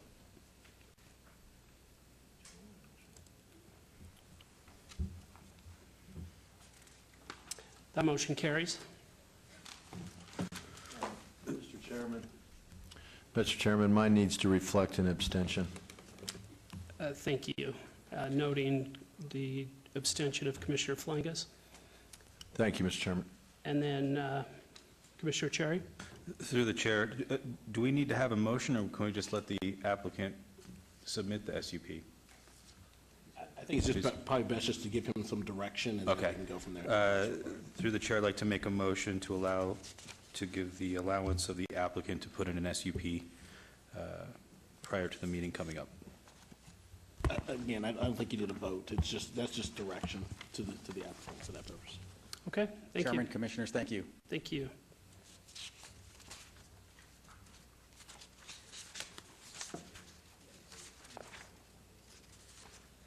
Okay, we are now jumping over to items 41, 42, and 43. Item 41 is SUP 63594. The applicant is Olympia Companies LLC, and the owner is MF Land LLC for possible action on a request for a special use permit for a retail establishment with accessory packaged liquor off sale within a proposed 124,943 square foot general retail establishment at the northeast corner of Sky Park Drive and West Sky Canyon Park Drive in Ward 6. Staff recommends approval. Item 42 is SUP 63597 for possible action on a request for a special use permit for a gaming establishment, general business related within a proposed 124,943 square foot general retail establishment in Ward 6. Staff recommends approval. And item 43, renotification of SDR 63598 for possible action on a request for a site development plan review for a proposed 265,108 square foot shopping center in Ward 6. Staff recommends approval. May we please have the staff report? Mr. Chairman, the site plan depicts 12 inline and standalone pad sites generally located along the perimeter of the parcel. 2 of the 12 retail buildings are currently labeled as anchor retail sites, while the remaining are labeled as future retail. The perimeter landscape and streetscape treatments will be included with the first phase, with the exception of the standalone future pad site at the northwest portion of the property.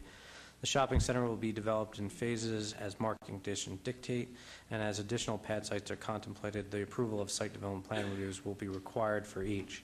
The proposed shopping center is generally consistent with all the applicable Sky Canyon and Title 19 development standards, and the development will be compatible with the development in the area. Therefore, staff is recommending approval. Please note additional letters of protest and support have been received after the publication. Thank you. Thank you. Good evening. Good evening, Mr. Chairman, Commissioners. My name's Bob Gronauer, 1980 Festival Plaza Drive. I'm here representing the Sky Canyon Master Plan community. As you may be familiar, this is the Smith's Marketplace that will come into the Master Plan community. This is a grocery anchor tenant that is definitely needed in the northwest area up in this location. So we're excited to bring them along. Within the next couple of years, you'll see the new protege of the Smith's Marketplace to be open here. With that being said, we appreciate your staff's recommendations of approval for the 2 use permits and the site development plan review. I do have a couple changes. I've worked with your staff on the site development plan review, so I could either read those 3 in now, or I could wait until we get onto the site development plan review for the vote, and then I could read those 3 conditions in, whatever works best. I'd prefer to do that now. Okay. So on the site development plan review, under Public Works, under condition 20, we will add a sentence after, we'll add a sentence at the end of the paragraph there, which states that the ultimate median configuration shall be determined in the approved traffic impact analysis. So that's item that's number 20 on the condition. Number 22, in the beginning of the sentence, it should state, unless specifically allowed in the approved traffic analysis, comma, egress movements and the rest of the sentences are fine. And then the last change will be in condition number 23, which at the end of the sentence, it will state, another alternative may be approved subject to the approval of a traffic impact analysis. So those are the 3 changes that we would make. We've worked with Lucian on that and your staff, and I can answer any other questions that you might have. Thank you very much. I'll open this for public comment. Are any members of the public here to be heard on any of these items? Seeing none, I'll close the public comment. And let me begin by stating that I agree with staff's recommendations of approval on these 3 items. This is a huge commercial component needed to fulfill the production of homes that will be built in Sky Canyon, so I'm happy to support this tonight. Mr. Chairman, if there's no further discussion, I'm prepared to make a motion. Thank you. Item number 41, which is SUP 63594, move to approve subject to staff's conditions. Please vote. Motion carries. Mr. Chairman, related item number 42, which is SUP 63597, move to approve subject to staff conditions. Please vote.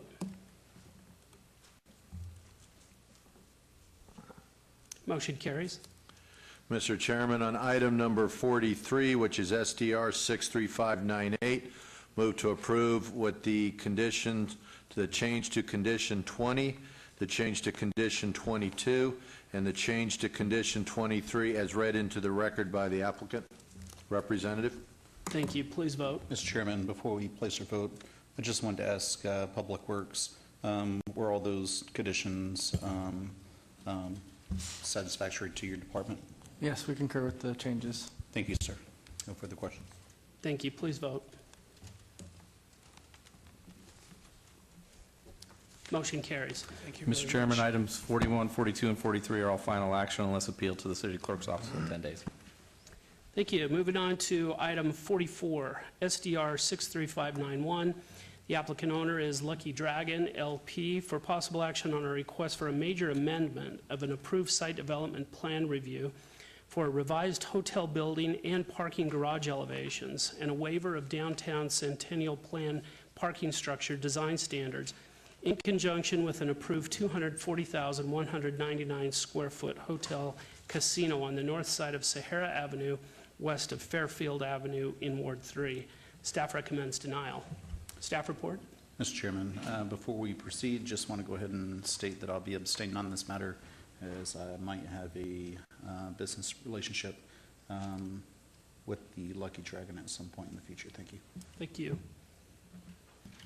Mr. Chair, the Downtown Centennial Plan requires uniformity of architectural form, materials, finishes, and proportions between parking garages and the buildings that they serve. With the proposed removal of red-colored metal panels, the garage, which faces Cincinnati Avenue, would lack screening of the open areas of the garage, become visually and architecturally disconnected from the hotel casino, and aesthetically incompatible with other properties in the vicinity. Staff therefore recommends denial of the waiver and the associated site development plan review. Thank you. Thank you. Good evening.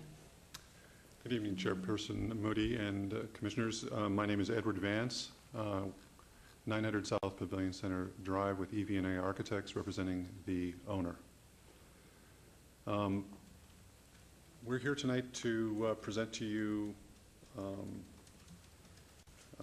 the current design that we have and are proposing. As you know, the Lucky Dragon Hotel Casino is currently under construction and is scheduled for completion sometime in October. The current design is a very simple, elegant, and redactive design, front, side, and rear. After consideration and looking at the context of the neighborhood, all of the garages that you have neighboring and to the east are done in an honest way. We're proposing that our garage really take that same honest approach. It is my opinion that adding a lot of articulation on a building that has no articulation in some respects is not that honest. To me, it would really result in being out of context. We're proposing a very clean and elegant and, again, redactive design, utilizing the colors of the building, but leaving it rather pure and simple. It is my opinion as the architect that this is probably the better solution instead of adding a lot of clipotecture. I understand planning's position on this, and I respect that. But I ask this body to review this solution and possibly favorably approve it. Any questions? Okay, thank you. Sir, do you wish to be heard? Only other thing I'll add to that is... Name and address, please. Oh, sorry. David Jacoby, 3172 Bel Air Drive. Only other thing I'll add to that is I understand the desire for the Lucky Dragon to be consistent with other architectural elements both within our site and without our site. There is really nothing similar to the proposed paneling on the garage, certainly on our site. We happen to be adjacent to a large parking garage next to us, the Allure Condo Tower. They do not have anything similar on their site. There are also other parking garages, some built less recently on industrial that don't have this, and more recently just on the northeast corner of Sahara and the Strip that also does not have anything like this. So it is our position that this would actually be inconsistent with our neighbors and our site itself. Thanks. Okay, thank you. I'm going to open this for public comment. Does anyone wish to be heard? Seeing none, I'll close the public comment. Any discussion on the Planning Commission? Commissioner Cherry? Through the chair, excuse me, being that it's on Cincinnati and not visually really impacting Sahara, I really don't have an issue with the application. So I have no problem supporting an approval for this, and if there's no further discussion, I'd like to make a motion. Please do. For item number 44, SDR 63591, I make a motion for approval. Motion is to approve item 44. Please vote.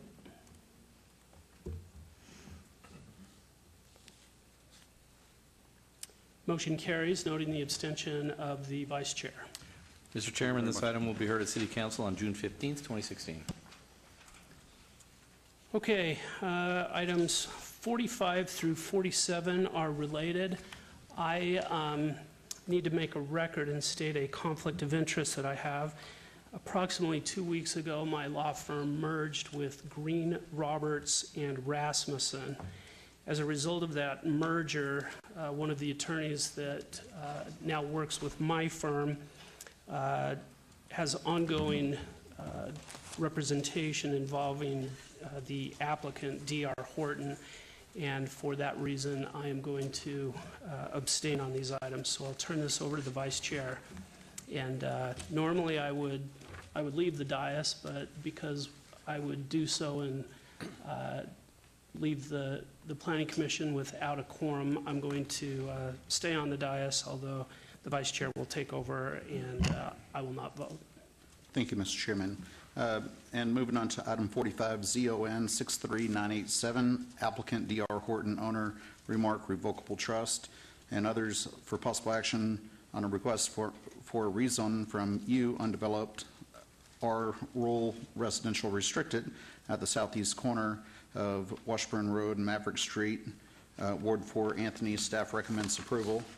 Relating to item 46, ZON 63988 for possible action on a request for a rezone from U undeveloped R rural density residential general plan destination to RD single family residential restricted Ward 4. Staff recommends approval. And finally, item number 47, TMP 63989 for possible action on a request for a tentative map for a 55-lot single-family residential subdivision, Ward 4. Staff recommends approval. Staff report, please. Mr. Vice Chairman, the applicant is proposing to rezone 2 non-contiguous portions of land from an undeveloped district to the RD district. These portions of land will then be combined with the intervening portion of land into a tentative map for a single residential subdivision with 55 lots. Lot sizes range from 10,129 square feet to 13,279 square feet, which is consistent with the minimum RD zoning requirements and the existing R rural density residential general plan designation. The proposed subdivision is compatible with the surrounding residential uses, and staff is supporting the applications. Please note that there are additional letters of protest and support since publication. Thank you. Applicant? Thank you, Commissioners. My name is Bob Gronauer, 1980 Festival Plaza Drive. I'm here representing D.R. Horton in these 3 matters. As staff has correctly pointed out, 2 of the applications are for zone changes for RD zoning. We are coming in on approximately 15.5 acres of property. We have 55 lots, and it comes out to a density of about 3.56 dwelling units to the acre. Your staff is recommending approval of all 3 applications as we meet and exceed the minimum standards for lot sizes in an RD district. We are going to be proposing single-story homes. You're very familiar with the D.R. Horton product. And with that being said, we'd ask you to follow staff's recommendations. Thank you. This was noticed as a public hearing. Anyone wishing to be heard, please come forward, state your name and address for the record. And just by a show of hands, can we see how many people are here to speak in opposition or support? Okay, great. Come on forward. We have 3 microphones up here. Please line up, and we'll just go one after the next. Sir, if we can get your name and address for the record. You bet. If we could go back to the first display slide. My name is Sean Cassidy, 6113 West Washburn. I own the property directly adjacent to the northeast corner, which if you look at the overall application, that would be the one spot that's not depicted inside the rezoning. So this property I have been in ownership of for 17 years. This was RA at one point in time. Obviously, you can see it's still zoned horse property. My major concern is with a resident, with me as myself being excluded from this, how does this affect myself and my current situation? Realizing that there are still horse properties across the street, and you're going to hear from some other folks about the rural lifestyle there. More so, not to be the last man standing here, but 8 years ago, 9 years ago, when Focus Property Group came in and purchased this entire area, which at that time was ranchettes, horse properties, bought everything out, knocked everything down. Where do we go from here? So that's my concern. Open to suggestions from the council. Thank you. Thank you. My name is Lynn Grill. I live at 5033 Maverick Drive, Las Vegas. I am across the street from the proposed development. In a recent meeting that we had, a neighborhood meeting with D.R. Horton, we suggested that the Maverick side of the property, which is zoned for 15 houses, be zoned for 13 houses, which would match the other side of Maverick. We're concerned about that density issue and would just like to bring that concern forward. Thank you. My name is William Turner, 5041 Maverick Street. My concern is the same as hers. We have 13 houses along the west side of Maverick Street. They propose 15 on the opposite side. We would be happy if they would have 13 the same like on our street. Thank you so much. We would be against it if not. Thank you. Laura Martinez, 5133 Maverick Street. I concur with my neighbors. They're trying to increase density. I think it's not unreasonable to ask that they put 13 instead of 15 on Maverick. Thank you, sir.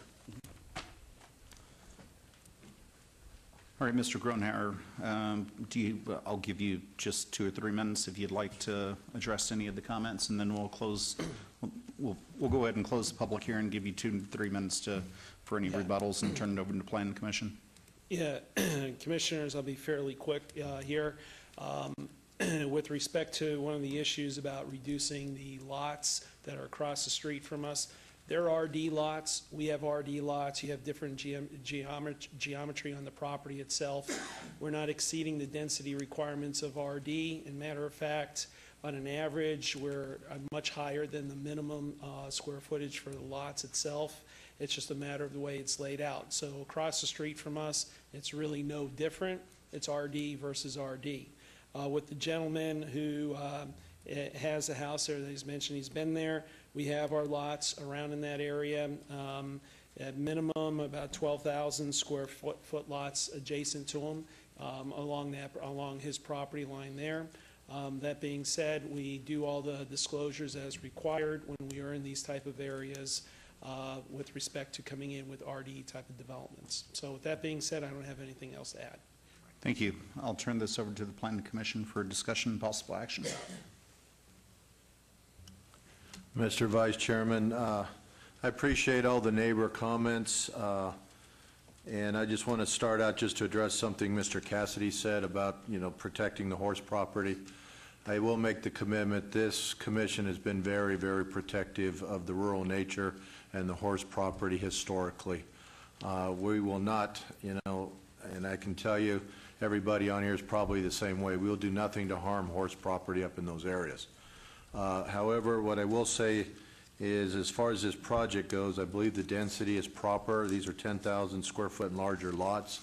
I know you might want to have that equal, because you have 13 houses on your track on the side of Maverick, and they're going to have 15. Again, I think it's different geometrical design there because the lots are roughly the same size. And I've looked at the map, and I even think the lots across the street from you might even be larger in some cases. So I'm going to support this. Commissioner Cherry? Okay. Looking for a motion? Mr. Vice Chair, pertaining to... Comments closed. Sorry. Pertaining to item number 45, ZON 63987, move to approve subject to staff's conditions.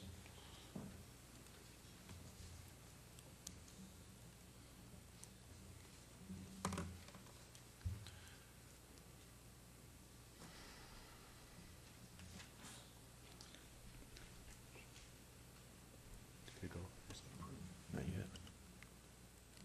That motion carries. Okay, Mr. Vice Chair, item number 46, which is ZON 63988, move to approve subject to staff's conditions.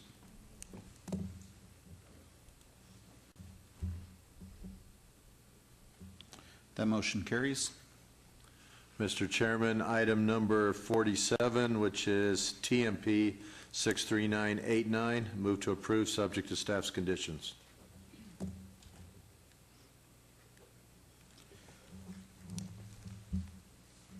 That motion carries. Items 45, 46, and 47 will be heard at the City Council meeting on June 15th, 2016. Thank you. Thank you. All right, we are now to related items 48 and 49. 48 is VAR 63974. The applicant owner is Andrew Frank et al. For possible action on a request for variance to allow no off-site improvements along Melody Lane at 3900 Melody Lane in Ward 5. Staff recommends approval. Item 49 is SDR 63975. For possible action on a request for a site development plan review for a proposed 9-unit addition and other site improvements to an existing 9-unit multifamily residential development, and waivers to allow a 0-foot wide perimeter landscape buffer along a portion of the north property line where 6 feet is required, and along the west property line where 15 feet is required in Ward 5. Staff recommends approval. Staff report. Mr. Chairman, the addition of 9 new apartment units would increase the density of the development from 12.5 dwelling units per acre to 25 dwelling units per acre, which would remain within existing density limits and maintain the character of the area. A similar request was also proposed on this site in 2009, but was never constructed. Staff acknowledges a hardship on the part of the applicant with respect to providing off-site improvements on Melody Lane, as the surrounding neighborhood is entirely built out without sidewalks, curbs, gutters, and streetlights. In addition, staff supports the landscape waiver request to eliminate the required perimeter landscape buffer along Willow Trail, as an 11-foot buffer would still be provided on-site, and it would allow for additional parking to meet the additional demand due to the proposed new residential units. Staff therefore recommends approval subject to conditions. And there were additional approvals and protests received after publication. Thank you. Thank you. Good evening. Good evening, Commissioners. My name is Jackie Walton, 8965 Southeastern, Suite 382. I represent the applicant and owner.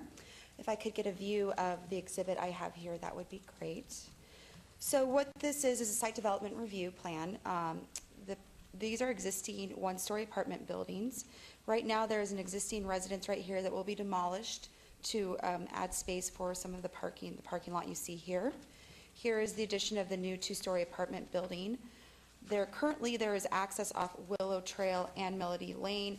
The access to these apartments will be limited now to Melody Lane, which is a larger right-of-way. As staff noted, we are asking for a waiver of the 15-foot landscape buffer, but there is going to be maintained 11-foot with this sidewalk and the landscaping here, just so that it can accommodate the extra parking that is required under the code. The variance requested, as also staff noted, is for the off-site improvements along Melody Lane. There's no other off-site along that for that portion. So we are requesting, just want to make a note that in 2009, a similar request was approved for the 2-story apartment. It did expire, and so we're just back here today for the same project. Thank you. Thank you. This is now open for public comment.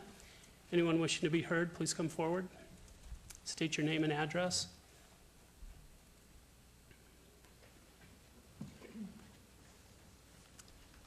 Hello, I'm Christine Hicks, 1937 Catawba Trail. I've lived in the neighborhood for 43 years, but I'm here specifically representing Eastland Heights Water Association as their office manager for over 40 years.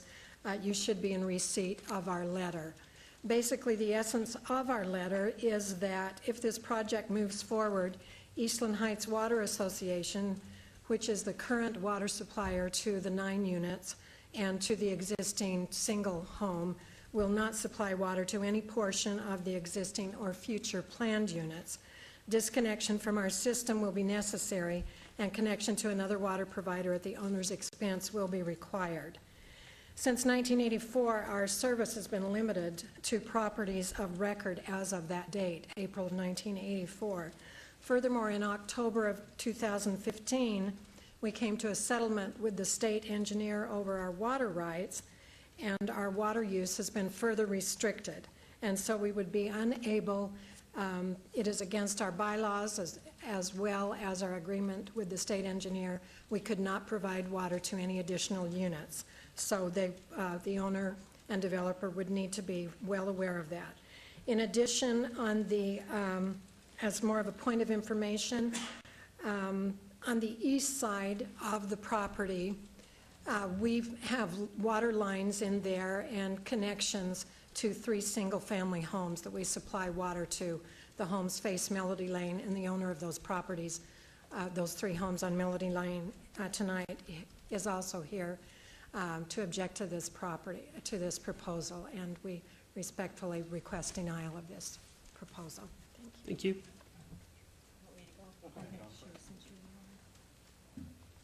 My name is Donna Hahn. My address is 1911 Catalpa Trail, Las Vegas, Nevada. I own the property on Melody Lane that abuts up to his property, and there is a 6-foot easement between his property and my property. And I don't understand why he wants to put a 2-story apartments there. Then he will look down on my property. And I can't see this, what he wants to do. And also the maintenance of them. He doesn't keep good maintenance on his property on Willow Trail. The rest of us live on Melody. We all have nice yards. We keep them up, and we try to keep the riffraff out. And so I do oppose this very much so. Thank you. Thank you. I'm Patricia Oldenburg. I live at 1938 Catalpa Trail. I also oppose this new construction of this property. Number one, we're trying to keep our area rural still. But when we walk down the street and we pick up condoms, we pick up needles because of people in some of the apartments that they have, that it's just unacceptable. My grandson picked one up the other day, and it was just unacceptable to me. So I do oppose this, and also along with our water rights, too. So I would hope you vote against it. Thank you. Jonathan Hicks, 4030 Melody Lane. I would just add briefly that it's a single-family home neighborhood where I've grown up. I've moved back in the last couple of years because I have strong feelings about the neighborhood. Half-acre lots, quarter-acre lots, and I don't oppose the project except to the extent that there's a request for a variance on any of the landscape buffers. Having the buffers helps us maintain the neighborhood that certainly has issues around the edge of it, but as you've already heard, we've been doing all we can to maintain the neighborhood. Keeping those buffers helps us maintain the integrity of this neighborhood. Thank you. I would request that you vote against the measure. Okay, thank you. Is that everyone who wishes to be heard?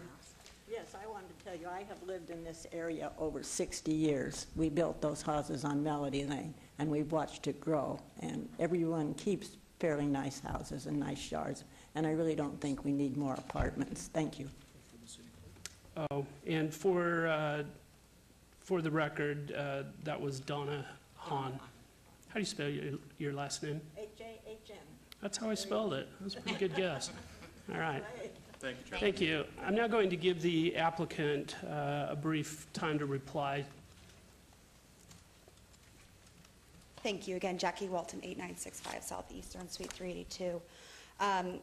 In terms of just for the Eastland Water Heights, this property has been, the owner has been paying dues. The association has been part of the association. The new building will attach to city water, so that should not be a concern. I do want to note that there's no change in use. This will be continued as a residential use. Also, for the 2-story concern, again, if I can have the exhibit put on the screen, that would be great.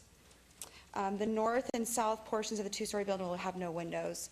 These are really for stairs. The only windows will be facing this way and that way, so hopefully that will alleviate. The height of the 2-story building is allowed. We're not asking for any extraordinary height or any other issues beyond that. So just request your approval. Thank you. All right, thank you. I will close the public comment, and we can discuss this as a commission now.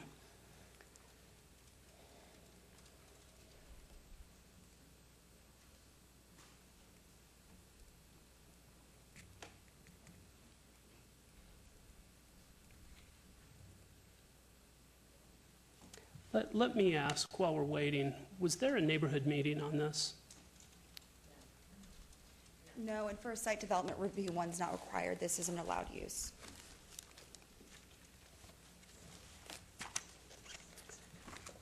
We're in an interesting position, and the reason I asked about the neighborhood meeting was to see, how that went, whether there were any accommodations met for the neighbors.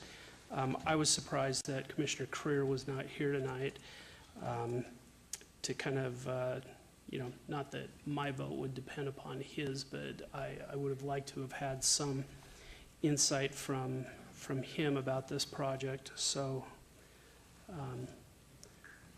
this is a tough one for me. Yes, Mr. Chairman. Just make a couple of comments, and then I'll turn it over to Chairman Flangus. Former Chairman, Commissioner Flangus. I understand the neighbors' concerns, and it always is a concern having, apartments in your backyard that aren't there. Believe me, I have apartments in my backyard. I live on Fremont, and we run across needles and condoms and everything else that, the lady said earlier. But I mean, part of the element that's attracted to some of these apartments are, when they start becoming dilapidated and they can't put in, money to refurbish the apartments, then the rents become lower, and then they start attracting that element that you don't want. And quite honestly, if I could have a couple of the apartment complexes and, some of the hotels that are right around my brand new community on Fremont Street near Eastern, if I could have them converted to look something like this, I would support it. I completely understand the issue with the water, and you'll have to conserve the water, and the young ladies will have to bring in a new infrastructure to serve the larger development. But I think with redevelopment brings higher rents, which brings a more desirable tenant, and so that would be one reason why I would be in support of this. Other than that, you're just going to be left with a dilapidated building that a landlord doesn't want to put in money into. So you got to look at it both ways. Thank you. Mr. Chairman, I do agree with your vice chair. I do have a quick question for Public Works. You've heard the issue pertaining to water. Are they going to be able to hook up, or is this, I don't know if you can force yourself on to the additional well use, can you, or? Through you, Mr. Chairman, I'm not really familiar with the water rights, but I'm fairly confident that they will be able to connect to the Las Vegas Valley Water District's source. That may cause, if they bring a water line in, that may cause other neighbors to have to connect at some point, just like with our city sewer. When we bring a sewer line in, that then requires people to, when their septic tank fails, requires them to connect to the public sewer. So there may be a similar situation with if they bring a public water line in from the water district. Thank you. And I agree with what Vice Chair said about, you've got a dilapidated building right now. And again, that when you have a dilapidated building, it's not good for the neighborhood. So I am in support of this. However, I know you're not required for a neighborhood meeting, as aptly pointed out by the chair. I'm going to support it tonight with the condition that you do meet with your neighbors and try to figure out some of these issues before you go to City Council. And the reason that is because if I had these in my neighborhood, I'd like some type of resolution to it. I think the neighborhood's better with this being restructured, but on the other hand, these issues need to be addressed. And so I will make that a condition. If there's no further discussion, I'm ready to make a motion on it. Yes, please do. Okay, pertaining to the item number 48, which is VAR 63974, I'm going to move to approve it, subject to staff's condition, with the additional condition that there be a neighborhood meeting held prior to going to the City Council to address the issues that have been raised tonight. Mr. Chairman, just for clarification, is that more just direction prior versus a condition for the interim? Whatever is the best there, so let me rephrase my motion then. I'm going to move to approve subject to staff's conditions with a direction that you hold a neighborhood meeting to address these concerns with your neighbors prior to the City Council meeting. Okay, very good. Motion is for approval on item 48. Please vote.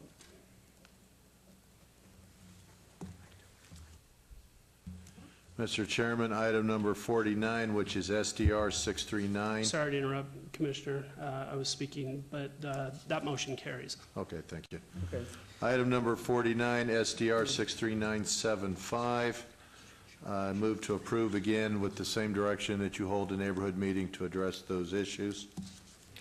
Please vote. Mr. Chairman, before you vote, I just want to clarify one thing. Excuse me for interrupting, but the landscape buffer along the north property line, just wanted to clarify that the applicant has accepted our condition, staff condition, to provide that buffer, so that waiver is no longer necessary along the north property line. All the other waivers do apply, though, however. Thank you. Thank you, and then restate the motion again. Move to approve with the clarification offered by staff pertaining to the landscape buffer, again with the direction to hold the neighborhood meeting as instructed on the previous item. Thank you. Please vote.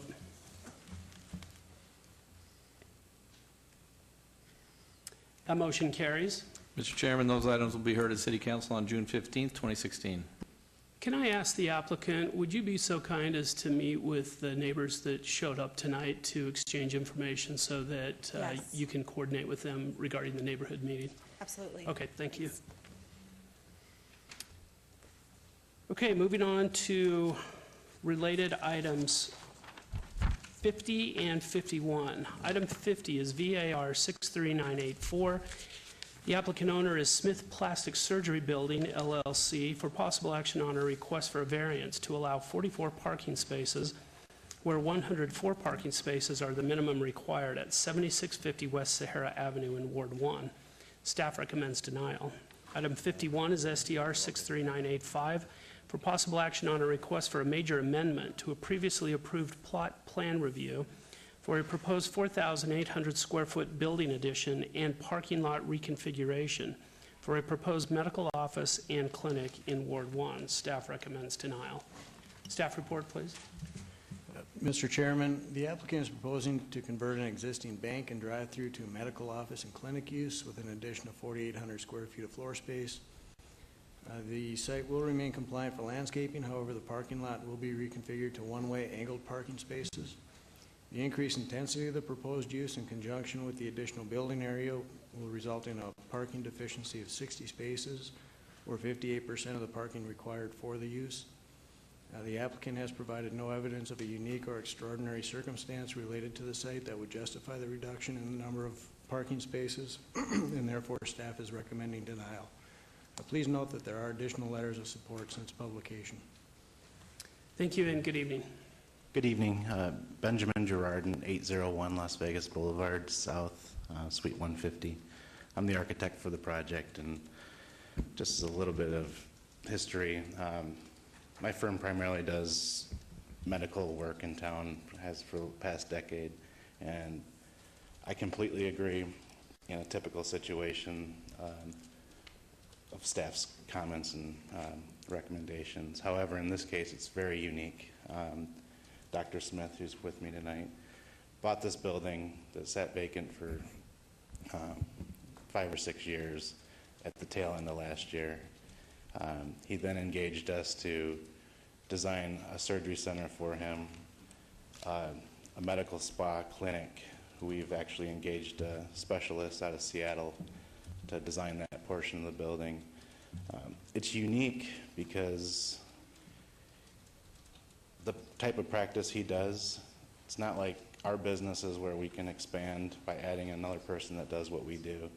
He's somewhat of an artist, meaning that every surgery needs to be personally performed by him. Every exam, every consultation needs to be performed by him. I guess where I'm going with this is if he's doing surgery in the surgery center portion of the building, the clinic's not in use, and vice versa. He currently has the same exact operation in the lakes, all the same functions. In that space, I think they have 29 parking spaces. So from a single user occupied building that he's designing and building to finish out his career, he feels the parking that we've provided is adequate. In addition, a little history on the parking, once we got our surveys back, the existing approved parking spaces were 16-foot deep, a 24-foot drive aisle, and a 16-foot deep on the other side. Through the evolution of going through the planning process, obviously that's not a compliant situation anymore. So the angled parking became a solution. And during the evolution, the angled one-way drive, we added the required planters, things like that, further taking away parking. We're comfortable leaving the parking situation the way it is if it's allowable to planning and staff, which staff report says we eliminated 17 spaces. The reality is there's some utility boxes and stuff that weren't on the original plans, so it's went from 54 to 44. Yes, in summary, we feel it's adequate parking for a single user, being Dr. Smith in this case. And if this was a general medical office space for lease, putting multiple tenants in there, I would absolutely agree that at least a 5 per 1,000 ratio is required. I'll let Dr. Smith say it. Well, first of all, the only reason the parking Dr. space... Smith, I'm sorry, I need your name and address. Oh, yeah, sorry. Lane Smith, and my home address or work address? You can give us work. Oh, okay, 8871 West Sahara. So we're the same business, just moving to a location I think is a little better because it's right on Sahara.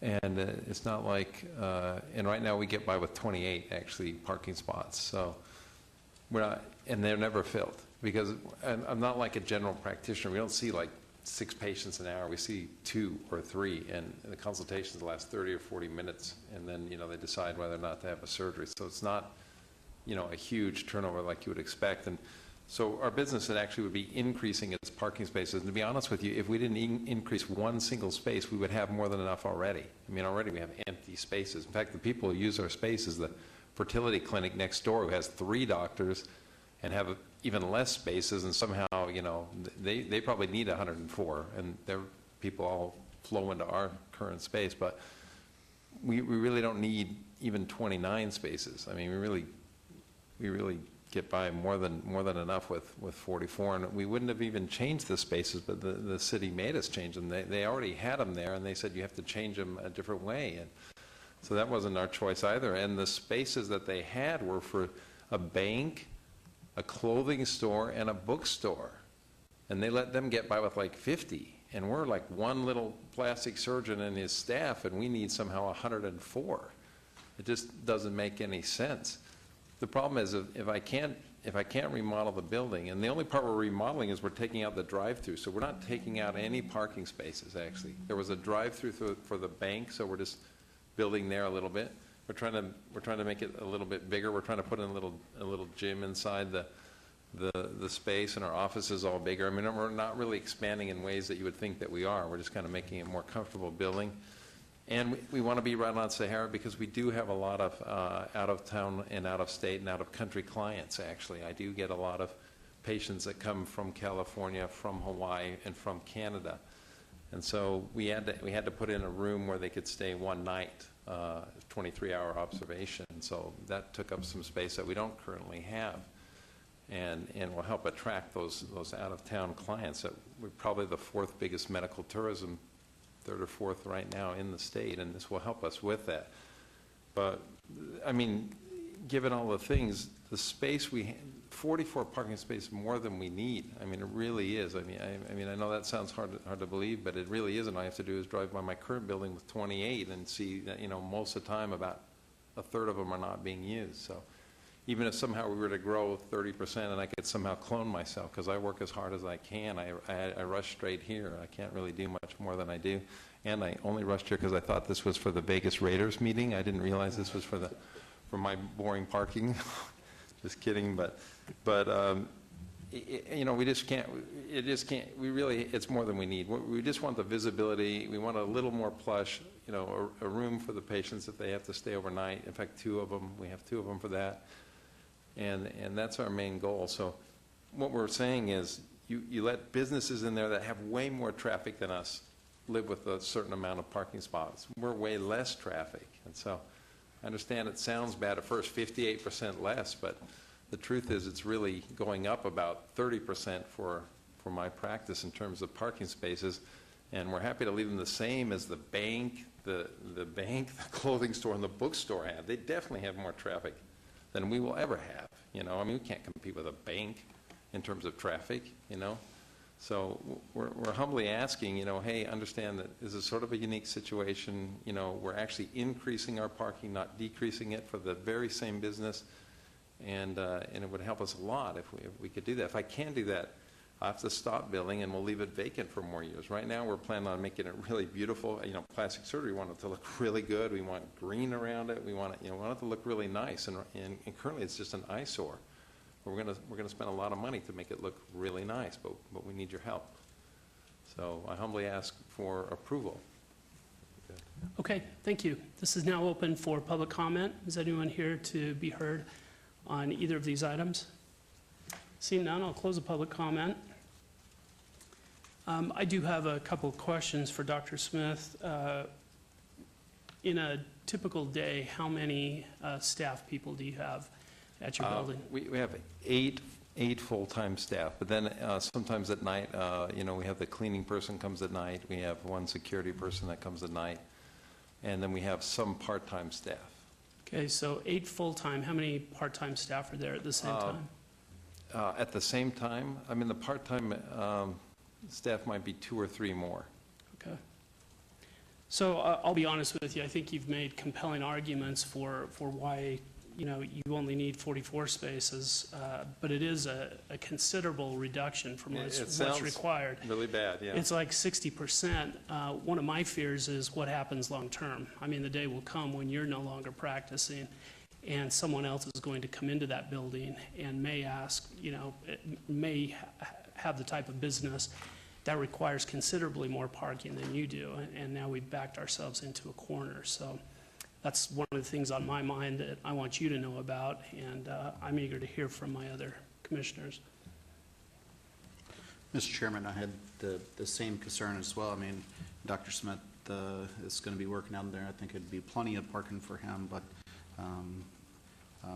as the architect stated, this is the place that he wants to be in until he retires. Well, when's that going to be? And just like Dr. Smith's neighbor, if they bring in 3 doctors or 5 doctors, I mean, this building's big enough for 3 or 5 doctors, and then we have backed ourselves into a corner. So question is, through you, Mr. Chair, you're adding on 4,800 square feet to this building? Yes. Yeah. Yes, and I can speak a little bit to that comment. I mean, we've done hundreds and hundreds of medical offices in town, and typically, you know, a broker, a doctor looking for that type of facility is shopping for parking. So whenever he retires, I mean, it's going to be a buyer similar to what he does. I mean, or their business just won't function. I mean, nobody's going to buy a building that can't park. You know, nobody's going to buy a surgery center and rip that out, so reverting it back to medical office. I mean, there's a significant investment in this building. So, I mean, there's other people like him in town, and, you know, if this place went for sale, I'd imagine it would be somebody similar in use. A lot of doctors that we work for are either in clinic or in surgery or ASC. I mean, if there was a... Well, my hope is just to pass it down to my son. So that's my hope, and then he'll do the same thing I do. That's actually my hope. The additional 4,800 square feet is all the surgery center? Yeah, it is, every bit of it. And the problem is, to have an accredited surgery center, you have to have really big operating rooms, bigger than we need. And you have to have a lot of recovery space and a lot, again, all more than we need, but to be Medicare approved, we need very big rooms. We currently have 2 in our building, and our building is half this size. We have 2. And the problem with having 2, and if you were a doctor, you would know this, what happens is one always ends up being kind of stuff flows into it. Pretty soon, everybody's storing the stretchers in there, and the defibrillator in there, and the crash cart, and you can't use it. 2 you can't use. So right now I have 2, but I really only use 1. So I put in 3 in the hopes that 1 would end up that way, and I would actually have two. So, but it requires a ton Thank you. of space. Appreciate it. No further comments? Just one more question. Is this the building that used to house Camorra Credit Union and Yeah. Deseret Book? Yeah, Okay. exactly. All right.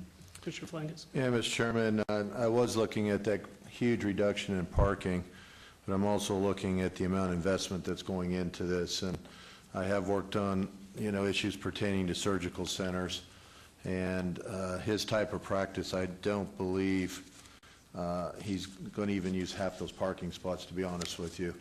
And if it was just coming in without this huge investment in here, I might be a little bit more skeptical, but because of the amount of investment he is putting into this, I can support it. Commissioner Cherry? Through the chair, I concur with Commissioner Flangus' comments, and I'm prepared to make a motion for approval on this item. Okay. Motion is for approval of item 50. Please vote.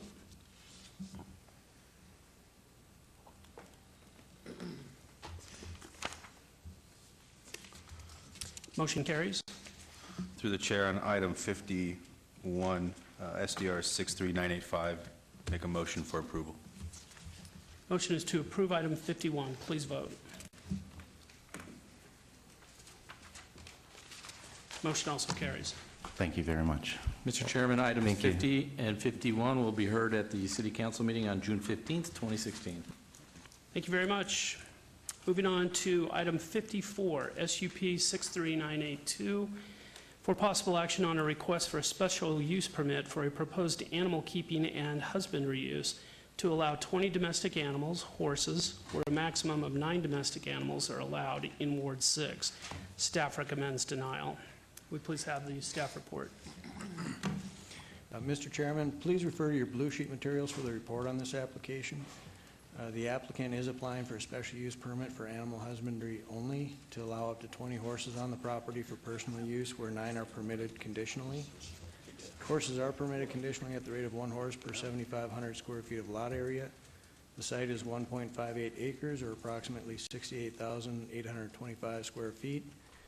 Staff does not support the request as the number of animals requested is more than twice the number that is allowed conditionally for the lot area available and would not be compatible or harmonious with the surrounding residential uses. Please note that there are additional letters of protest and support since publication. Thank you. Hello. Hello, Commissioner. Hello, Mr. Chairman. My name is James McCarthy. I live at 5310 Grand Teton Drive. We purchased this beautiful horse property in November. It has had facilities for 22 horses since 1990 and had actually in the past, I actually believe the person who may be opposed to this is the property owner that's just south of my property. That was a former owner of this property, and if I can put some photos up here. They had had as many as 35 horses on the property, had a horse boarding business. The images that you see here are from their website. And we're basically just asking to use 20 of the 22 stalls for our personal use. It's a beautiful facility. We've upgraded the property. We have reduced landscaping in the back to drought-resistant landscaping, so therefore we're saving on water. We do have a recycling program for the horse manure that's going to Gilcrest Orchards. So, we're being environmentally friendly to the community. Our neighbors, except apparently one, approved this, and we'd like to move forward with this, and I humbly ask for your approval. Okay, thank you. I'm going to open this for public comment. If you'd like to be heard, come on up. State your name and address for the record.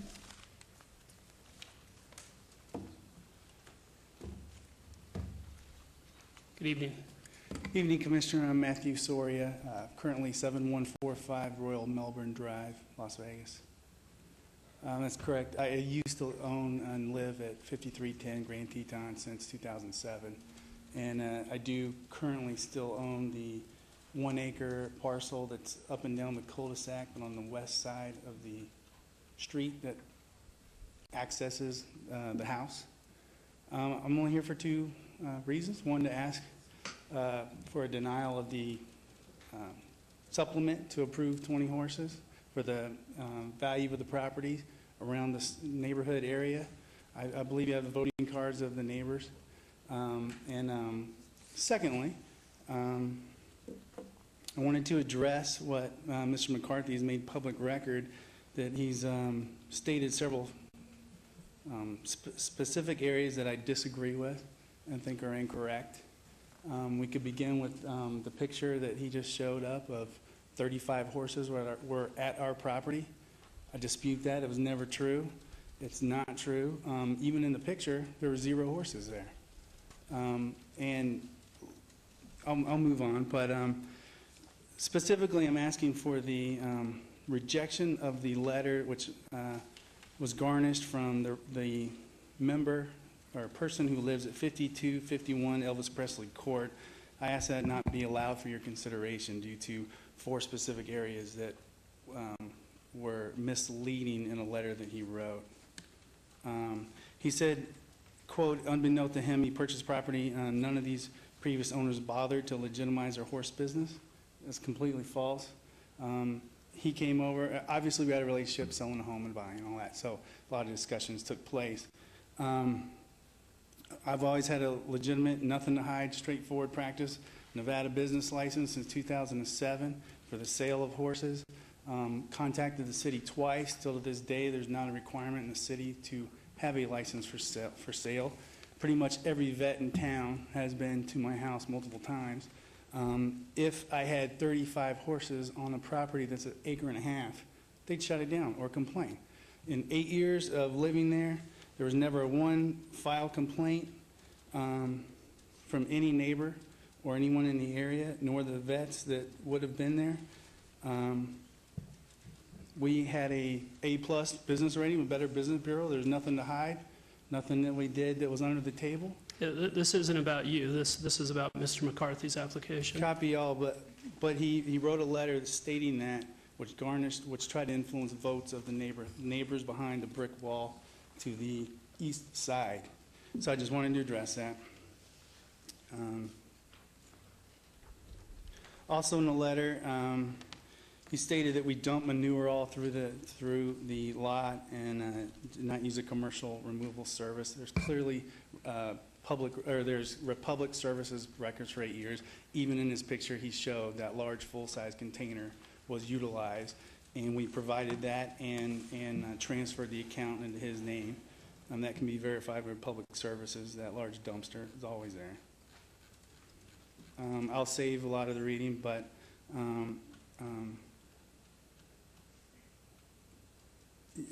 some of it makes no sense. If you're going to have a sales operation, it costs you money to feed, clean, train, and keep them tuned up. You want as few horses as possible. If you're running a boarding operation, you want to have a full occupancy rate just like a hotel would. So the essence in general proves that I kept and did abide a very small horse count at the property. And concurrently, anything I ever did was with the 2.5 acres, not with 1.5 acres that he's proposing. And then just in general, I'll say reading a lot of that, but I'm just asking for a denial. I don't believe that that's his intent is to have 20 personally owned horses that you could send a brand inspector out to see that they're all licensed and or registered in his name or vet checked in his name. Not to make it ugly, but I don't think he, his wife, and his teenage son will have 7 horses each. And I believe that his intent is to have a boarding operation. That's speculation, but it is. And I would like to add that the cul-de-sac, the street itself, in essence, is a private road that is owned by those residents. The schematic breakout is actually 50% of the road is to those on the east side and 50% is on the west side, and he owns the north side of the cul-de-sac as even depicted with that square box. So if there were a commercial operation, then it would require the use of someone else's land to transverse to and from. Just throwing that out there. So that's all I asked, was to address a couple items that were not factually correct in a letter that was made public. And then also to just ask for your consideration with the far majority of neighborhood voters voting in denial, that's all. Okay, thank you. Thank you. Does anyone else wish to be heard? Mr. McCarthy, I'm going to give you a few minutes to reply. Well, Mr. Soria actually failed to mention that on this display here, this is a copy of his old website, and they did offer horse boarding. And from what I understand, when I did look at the city information about licensing, it was never licensed. So again, this isn't about Mr. Soria, except that I believe that he's actually not wanting us to have our personal operation for horses, which we may actually sell horses in the future, and if we do, we will license that portion of a business. We were in negotiations to purchase that other piece of property, and that fell apart. So that's my comment on this. Okay, thank you. Thank you. I'm going to close the public comment and discuss this as a commission. Commissioner Cherry? Through the chair, I'd just like to let the applicant know, we went through months of trying to unwind a property that really kind of grew to, I believe it was 22 horses and a long list of other livestock that really impacted the neighbors. And while she was doing some great things out there with the horses and training, and it was still too much. So we really had to backtrack, and that took us, I'd say, 6 months to go through that process. And so on this particular application, I'm going to have to stand with the recommendation of staff and the denial and leaving it with a max of 9 domestic animals. So I just don't want the commission to be, or myself to be in a position again where we're having to unwind something that got so out of control for so long. Thank you. Thanks, Commissioner Cherry. I'm actually glad you brought that up because I don't want to seem inconsistent in the way I vote on this. You will remember that I voted for denial on that. It was ultimately approved at a lesser number than the applicant requested. In this case, I'm actually okay with the application for a few reasons. The Mayor Pro Tem's office and I have taken a close look at this, and it has been a horse property for many years. I know that you're a new owner, that you're trying to come into compliance with this. There has not been nearly the opposition that we've received on other properties. The fact is there are 22 pens. I may be using the wrong word for that, for horses there. There have been a lot of horses there, and it's my opinion that the property can continue to house the number that you're asking for. So you will see my support on this. Thank you, Chairperson Moody.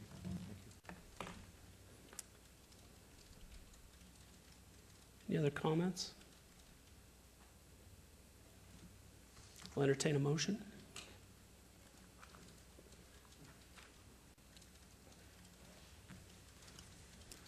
I'm prepared to make a motion, Mr. Chairman, but before I do, same as you, I don't want to appear inconsistent from our vote, I think it was about 2 meetings ago. And the person was asking, I believe, for about 20 horses, and we reduced the number significantly. And one of the main reasons we reduced the number is because she didn't have that history, number one, like you do. Number two, there was huge opposition from her neighbors, which doesn't appear to be the case with you, given that we've only had one individual here tonight. I am going to move to approve item number 54, which is SUP 63982. Thank you. Subject to staff's conditions. And to the motion, Mr. Chairman, through you to the motion maker. Is that for the full 20 horses, or are you proposing a reduction the number of horses? I'm kind of following the lead on the chairman on this, and I'm going to move for the approval as stated here for 20 domestic animals. Okay, thank you. The motion is for approval of item 54. Please vote.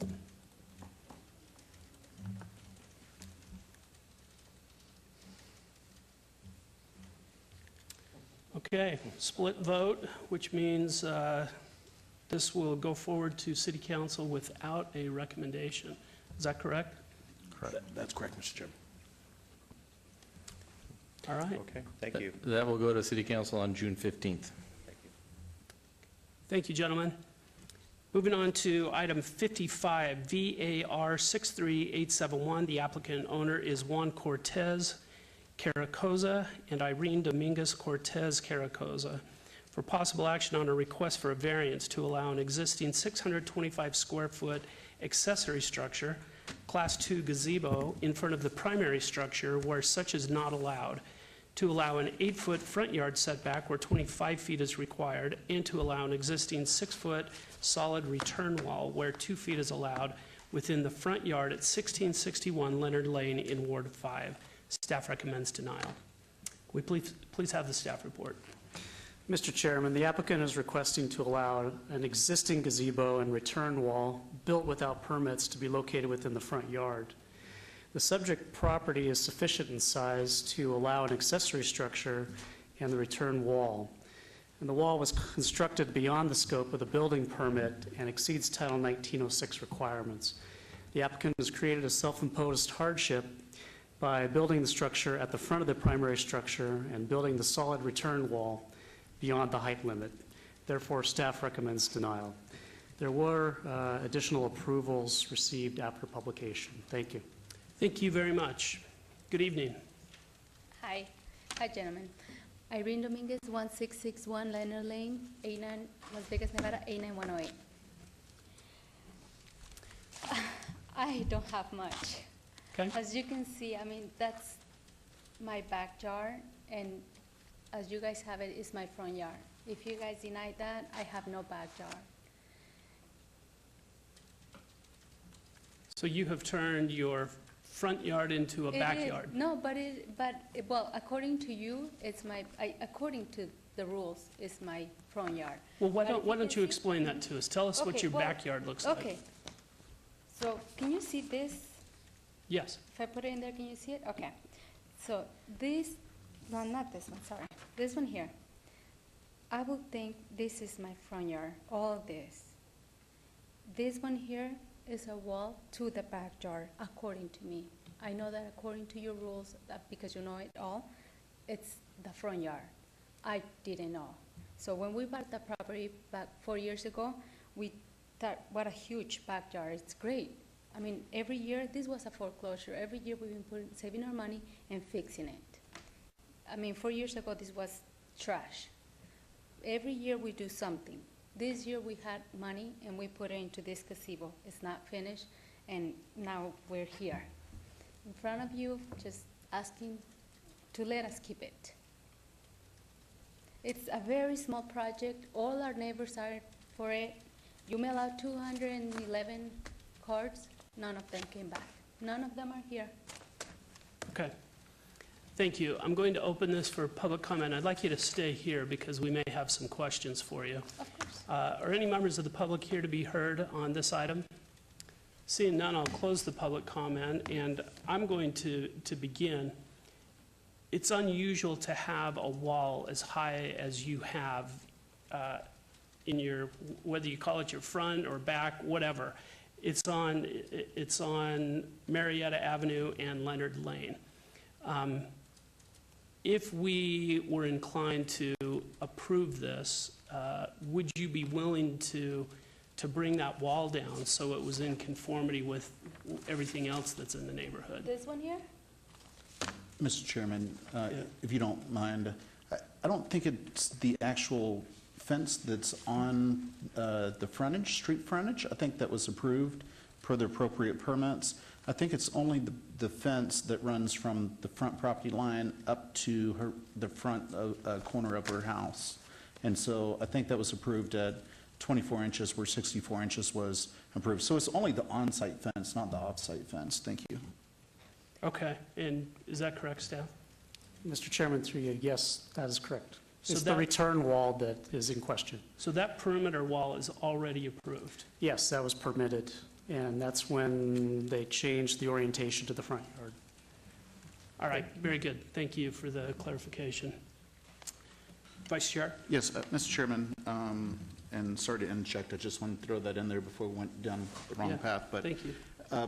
Seeing that, at the beginning, when I thought it was a perimeter fence, I had a bigger issue with it. When come to find out, it's just that one property, or that one fence from the perimeter fence up to the front corner of the building. I didn't have that big of an issue with it, so do have an issue with not getting the building permit. So if this gets approved, I would make a modification to condition number 2, just stating that all permits will be acquired and inspections within 90 days from date of approval. Just want to look at that condition.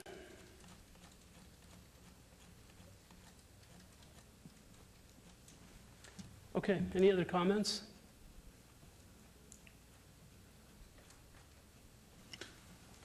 Mr. Chair, Yes, since there's no other further comments, I'd like to make a motion. please.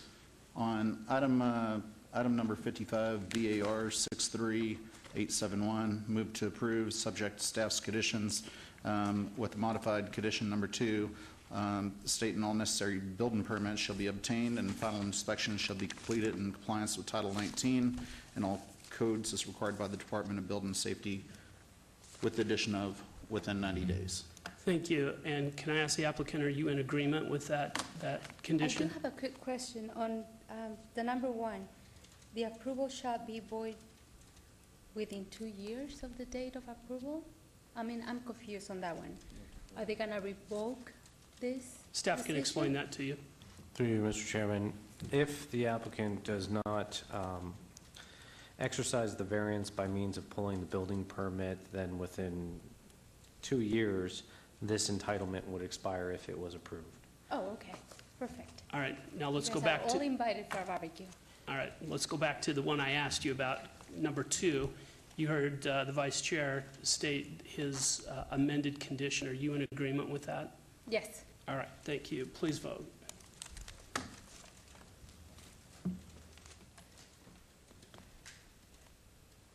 That motion carries. Mr. Chairman, this item will be heard at City Council on June 15th, 2016.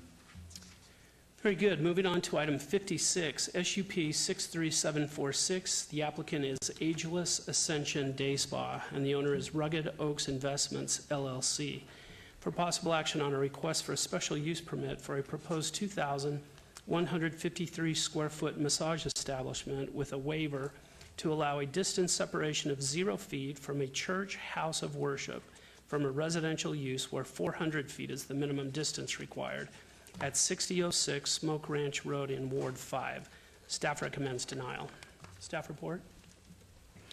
Mr. Chairman, the proposed massage establishment use cannot be conducted in a manner that is harmonious and compatible with existing surrounding uses, as the property is situated within a shopping center that contains a religious facility and immediately abuts residential uses to the east and to the north. As such, staff recommends denial of the application. And there were 2 protests received after publication. Thank you. Thank you. Hello. Hello. Your name and address, please? Randy Amici, 6006 Smoke Range Road. What do you have to tell us? I'm the manager and a licensed massage therapist at the spa. We offer full-service spa treatments, including nail care, skin care, body wraps, and massage is just something. We have an ancillary license at this time. We're using 150 square feet. What we want to do is add an additional 2 rooms. One would be 9 by 11, and the other one 13 by 11, to accommodate all of the clients that want to come in and get therapeutic massages. Thank you. Anything else? No? Okay, I'll open this for public comment. Is anyone here to be heard on this item? Seeing none, the public comment is closed. Vice Chair? Yes, Mr. Chairman, question for staff. What's the difference between the SUP that she's requesting today and what she's already doing at the current location? Well, currently it would be listed as a general personal service for the beautician and, say, facials and pedicures, manicures, and of that sort. The addition of massage is actually a privileged license in addition to a use which the council determined requires a special use permit. Now, the applicant currently has a massage, but the square footage falls within the category of accessory. They are exceeding that square footage requirement, which then treats them as a massage establishment. So they're intensifying the amount of massage in the location.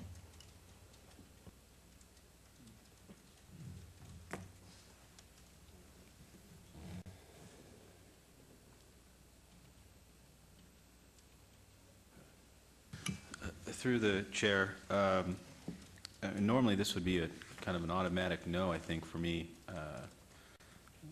because of the distance separation. But being that you already have the accessory massage and seeing that you're reconfiguring such a small space, and maybe a question for business licensing, we don't have any citations or anything with this applicant, do we?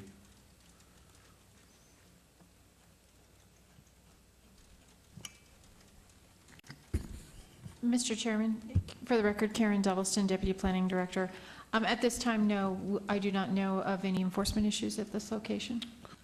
Thank you. And so with that, I'm inclined to support an approval of their request on this application. Thank you. And this was probably already stated, but how much are we growing here?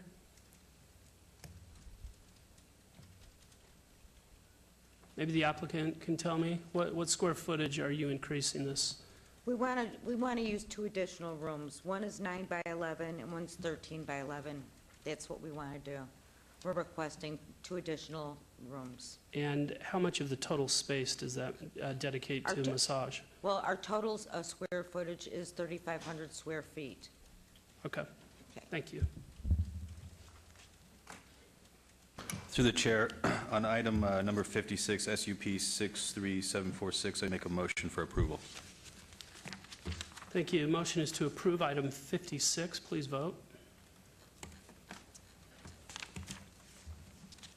Motion carries.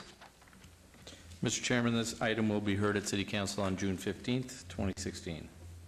Thank you. Thank you. Item 58 is SDR 63197. The applicant owner is Owen Star LLC for possible action on a request for a site development plan review for a waiver to allow a 0-foot landscape buffer where 8 feet is required along a portion of the southern property line at 3955 East Owens Avenue in Ward 5. Staff recommends denial. Can we hear from staff? Mr. Chairman, since 2005, the landscape materials in the shopping center's landscape buffer areas and parking lot areas have been reduced significantly without being replaced as required. In addition, the 8-foot landscape buffer located along the south property line behind the buildings has been removed and replaced with concrete. Staff finds the reduction in landscape materials does not provide adequate buffering between the adjacent residential land use to the south and the existing shopping center, and that the requested waiver and associated exception are not warranted. Therefore, staff is recommending denial. And there were additional approvals and protests received after publication. Thank you. Thank you. Your name and address, please. Eric Reiter, 107 Water Street, Henderson, Nevada. And we have a problem over there of graffiti, a lot, and crime. And if you're looking on the numbers of trees that we're talking about, most of the trees are to the south side of the property, that it's between, in the back of the building. That's the tree that's missing. And in the back of the building, that's why people hiding when they're doing, try to rob the place or do graffiti. And in the front of the street, we have all the trees over there and everything there. We have a lot of vacancy that we're dealing with. We have a lot of graffiti that we're going back and forth, and we're painting like every week the property.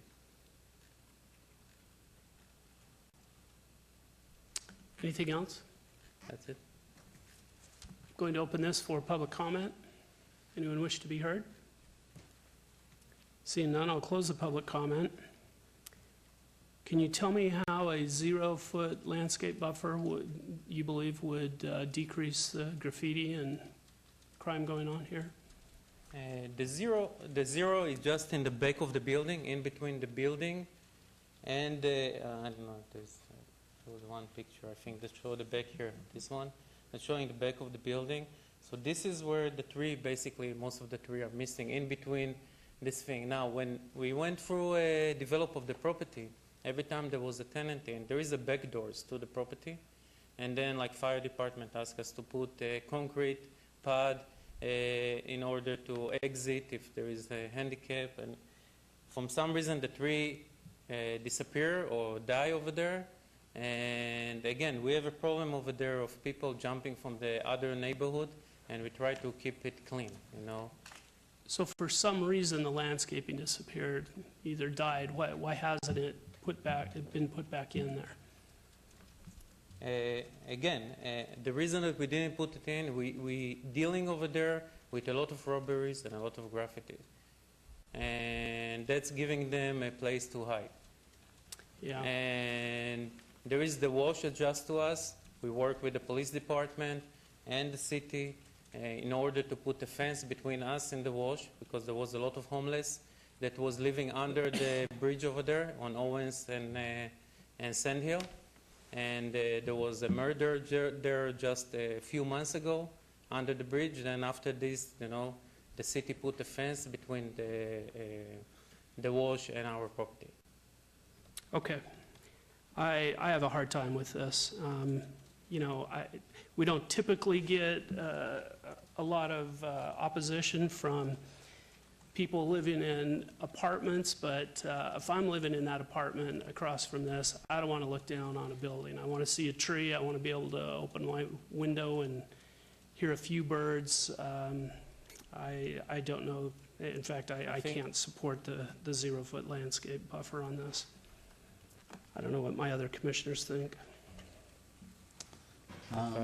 In the words of Todd Farlow, put back in the trees.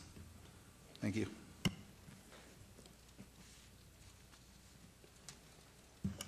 Through the chair, yeah, I'm looking at this property and the pictures, and I feel like if I was to approve this application, I'd be adding to the just disgust, I would say, in a lot of areas out there. And I realize there's a hardship, and as far as transient people coming through here and tagging, but I mean, I live in a difficult neighborhood, and people tag my building, and I have to go out and paint. Next week, they tag it again. I have to go out and paint, and you know, they mess with my landscaping, and I have to go out and re-landscape. So I feel like an approval on this would do no justice to your property or the adjacent owners. So I'll be sticking with the staff recommendation. And with that, I'd like to make a motion, if there's no more discussion, on item 58, SDR 63197, for denial. Motion is for denial of item 58. Please vote, knowing that a yes vote is for denial. Motion carries. Item 58 is denied. Mr. Chairman, that item will be heard at City Council on June 15th, 2016. Thank you. Item 59 is SDR 63986. The applicant is Jared Bonnell. The owner is 1337 RE Group LLC. For possible action on a request for a site development plan review for a proposed 7,030 square foot commercial building with waivers of the downtown Centennial Plan parking lot and architectural design requirements at 251 East Charleston Boulevard in Ward 3. Staff recommends approval. Mr. Chairman, before staff report, I just want to make a disclosure that I've had past dealings with Jared and with a potential buyout of a particular business that I own, and I'm fairly confident that the property owner of this particular piece of land is owned by my former landlord, so therefore I'll be abstaining on these matters. Thank you. Staff report, please. Mr. Chairman, the staff's determined the development of the site as proposed is compatible with surrounding development in the area. The applicants requested a waiver of the Las Vegas Downtown Centennial Plan architectural design standards to allow no arcades, awnings, canopies, and other shade devices where such are required. In addition, the applicants requested a waiver of the Downtown Centennial Plan permanent parking lot design standards to allow fewer shade trees than required. As the building would be located on an odd-shaped lot, the waivers are warranted and staff recommends approval. Thank you. Thank you. Hello. Oh, before we hear from them, Commissioner Cherry. Through the chair, I also will have to be abstaining from this vote. I have a financial agreement with a partner of mine, and we've retained the architect that I see here in front of us. Thank you. All right. Thank you. City Attorney, where does that leave us? You can vote, Mr. Chairman. It's only at City Council that requires at least 4 votes, so you're able, and since you're a recommending body of the City Council, I don't believe it's going to be final action, right, Tom? So No. we should be okay, Mr. Chairman. Okay, very good. It's If we have a 1-1 vote, that'll be a different story. Commissioner Flangus and I. Good evening. Hi. Names and address? Yes, Jared Bonnell, 11771 Kingsland Avenue. Brett Robillard, 11334 Collinwater Avenue, Las Vegas, Nevada. Anything to add? No, we're okay with the conditions, staff report. We did ask for 2 waivers, you know, and looks like staff recommendation is approved on both of those. One is for the parking. There's limited amount of parking downtown. And the shade trees will impede upon our parking. We'll have less spots. And the arcades and awnings didn't go with our architectural plans. And all the other conditions we're okay with. Okay, very good. I'll open this for public comment. Does anyone wish to be heard either for or against item 59? See none. Public comment is closed. Commissioner Flangus? Well, seeing as though I'm it by default, I have no problem with this project, so I'm going to move to approve. Thank you. Motion is to approve item 59. Please vote.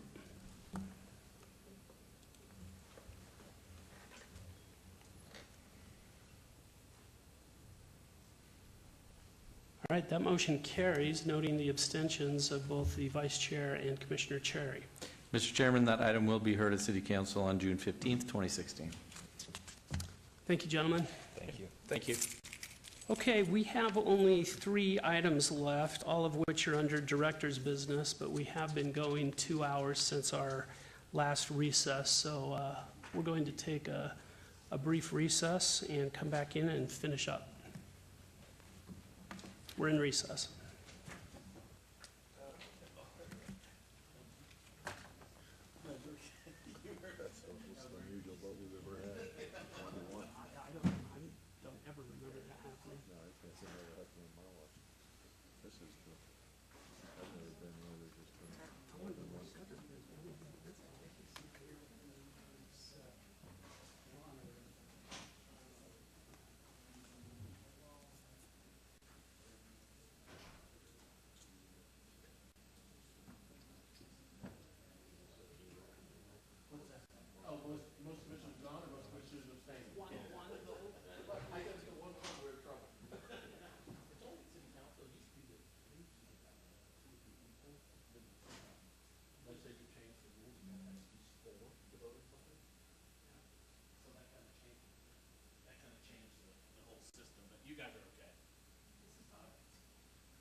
Sorry,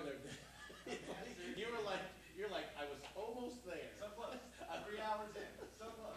Trust me, if there had been more of them, they could have gone to the bathroom individually, you know, save you some time, so. I want the clerk to freak out, if there's like 1 gone and 3 are still sitting there, so. I'll rush them. Trust me, I'm ready to go home too.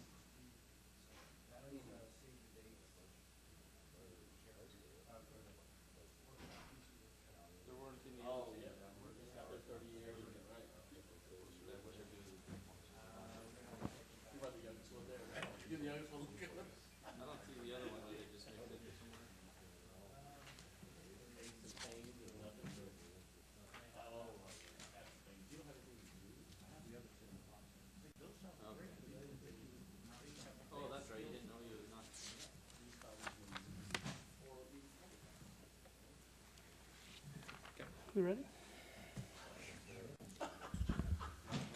Okay, recess is over. We are back on the record, beginning with Director's Business, Item 60, TXT 62199. The applicant owner is the City of Las Vegas. This is for possible action on a request to amend LVMC 19.12.070, conditional use regulations related to sexually oriented businesses to allow for limited expansion, enlargement, or alteration of non-conforming adult emporiums located within the downtown Centennial Plan area and to provide for other related matters. Staff has no recommendation. Staff wish to make any type of comments relating to this before I open it for public comment? Mr. Chairman, the intent of the proposed text amendment is to amend the zoning ordinance to allow non-conforming adult emporiums located within the downtown Centennial Plan area the ability for limited expansion, enlargement, or alteration, and is similar to the one adopted by City Council in 2010. That was Ordinance 6123, which allowed for the expansion, enlargement, or alteration of non-conforming nude shows within the downtown Centennial Plan. This item will standardize the language for defining an adult emporium found within the Business Licensing Code, Chapter 6, and that of the language found within the Zoning Ordinance, Chapter 19, also known as the Unified Development Code. It will also update the language to include all photographic or video mediums used for the sale of sexually oriented materials.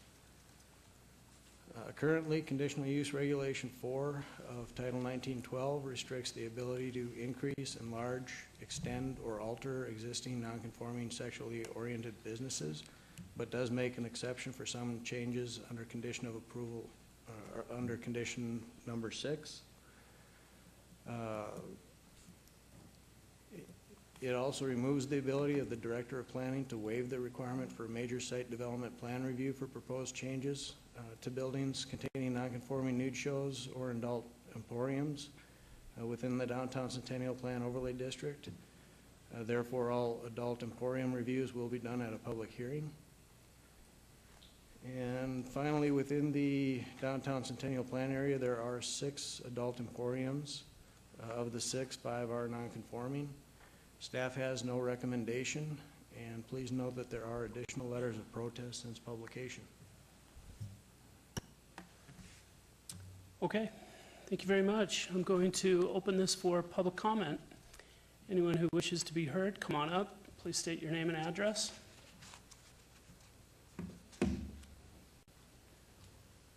Good evening. David Figler, 1302 South 6th Street. Come before the commission today, and we've enjoyed all 3 hours in our turn to come up. As the president of the John S. Park neighborhood, there is one of the non-conforming adult bookstores. Before it gets called an emporium, it's still a bookstore, and it falls within the John S. Park neighborhood historic plan area that was adopted by City Council in 2001, which is still readily accessible on the city's website, and I'm going to make reference to that a couple of times in what hopefully will be a brief presentation in opposition.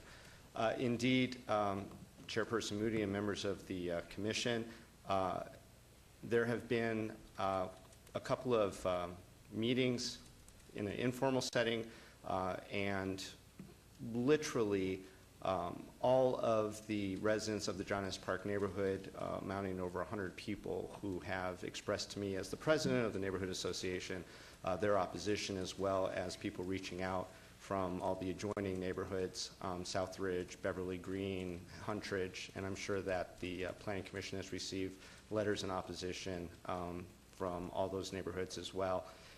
Essentially, there's 3 points that I want to try to hit on as quickly as possible in this universal disagreement for allowing this text amendment to essentially allow sexually oriented businesses, or the SOBs, to violate the conditions of their initial application for the special use permit for a sexually oriented business. Number 1, it absolutely and unequivocally and explicitly violates and comes into contradiction to the John S. Park Historic District Plan. Pages 36 through 38 not only outlined that it would be non-conforming to ask for any sort of relief from the ordinance which restricts the sexually oriented businesses, but it gives a history of the attempt of the one sexually oriented business that falls within the John S. Park Historic Neighborhood Plan and their efforts prior to 2001 to expand their business in a way that was non-compliant with the entire reason for there being a special use permit in the first place. So what I'm going to say is that this text amendment would be in violation explicitly of pages 36 to 38 of the adopted John S. Park Historic Plan. Number two, just really the whole purpose of the special use permit. When this business first was able to get its special use permit, there was an application made knowing that this was one that essentially is part of a residential neighborhood, which is now a historic residential neighborhood, which has changed in character since '03. We're 90% plus residential, 10% commercial. This ratio has coexisted for some time. As the new developments have come on, I think it only inures to the suggestion that an attempt to expand an existing sexual business that essentially is grandfathered in would not be acceptable under the current status and the evolution of that neighborhood and the efforts of the residents within that neighborhood. The historic plan also speaks about having smaller businesses along the neighborhood as being a complying use. Certainly, the one use that is within the neighborhood, a sexually oriented business that is on essentially Park Paseo and Vegas Boulevard, has coexisted with the neighbor for some time.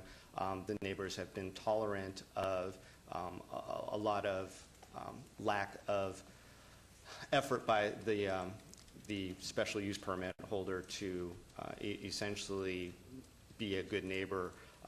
And it seems to many in the neighborhood that the impetus for this, and I'll get to the third point in a second about coming into conformity with the other exception that was made, was really just for the benefit of that business to be able to do things to expand their business when that would not be appropriate for our neighborhood and one that is so close to residents. The third and final point, the suggestion was made that maybe there's some sort of burning need to allow adult bookstores that operate very differently from the cabaret or the nude shows to expand without regulation.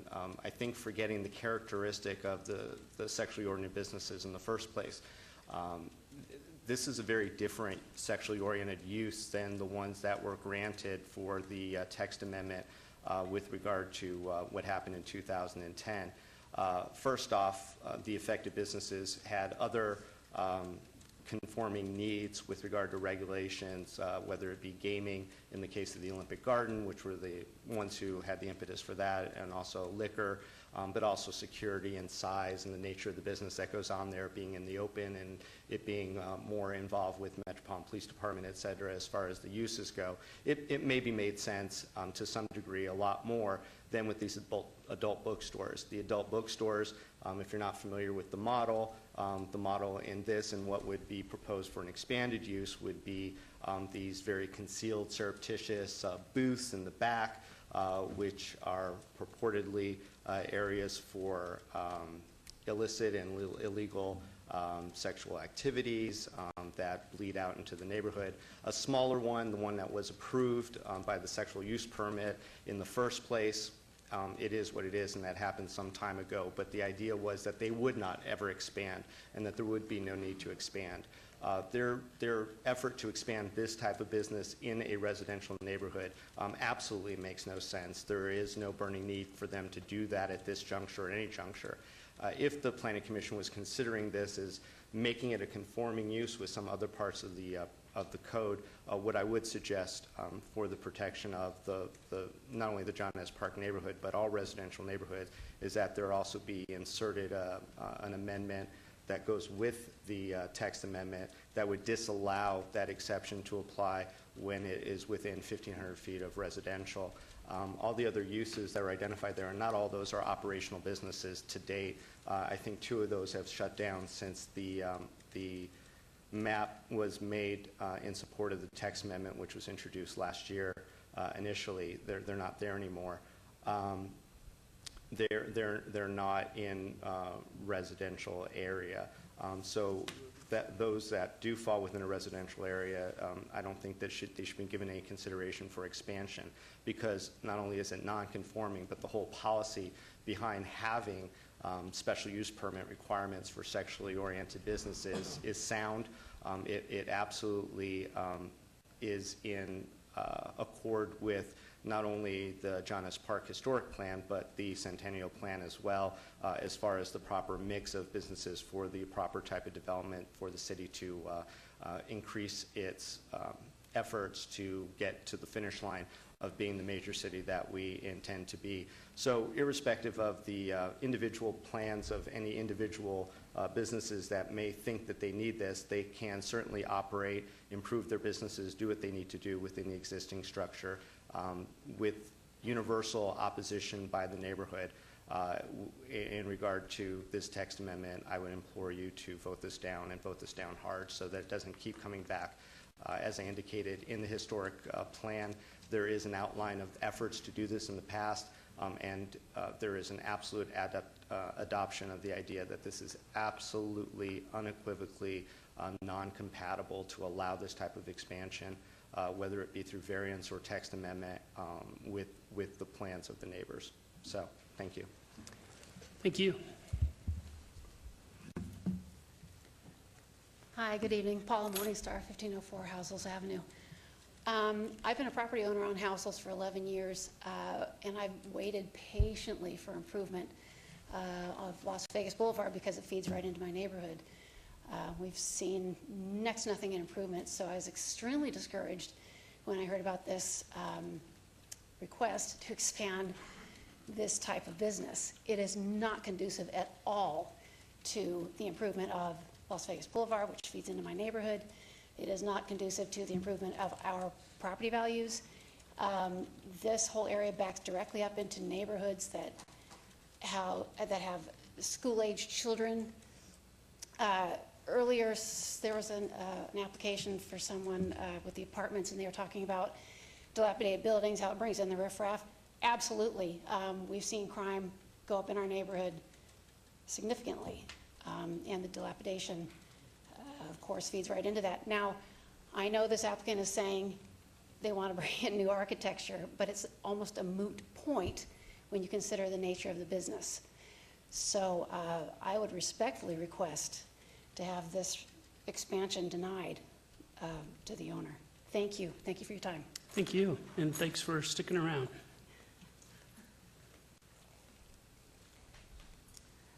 Hi, my name is Francine Bernard. I live at 1403 Fifth Place, which is about a block away from this property. I have a number of signatures on petitions I'd like to submit to you. I don't know exactly where or how, but I'll put them right here. Thank you, and we'll make that a part of tonight's record. Thank you. I lived in the neighborhood for 10 years. I don't know if this is relevant, but I'm going to tell you why I'm so vehemently opposed to it, is because I made the mistake of buying at the height of the market and have over $1 million in 2 homes on that street. I have a lot of friends who come from Europe, and the first couple of times I heard them say this to me, I was in denial about it, but they were approached by hookers on the street.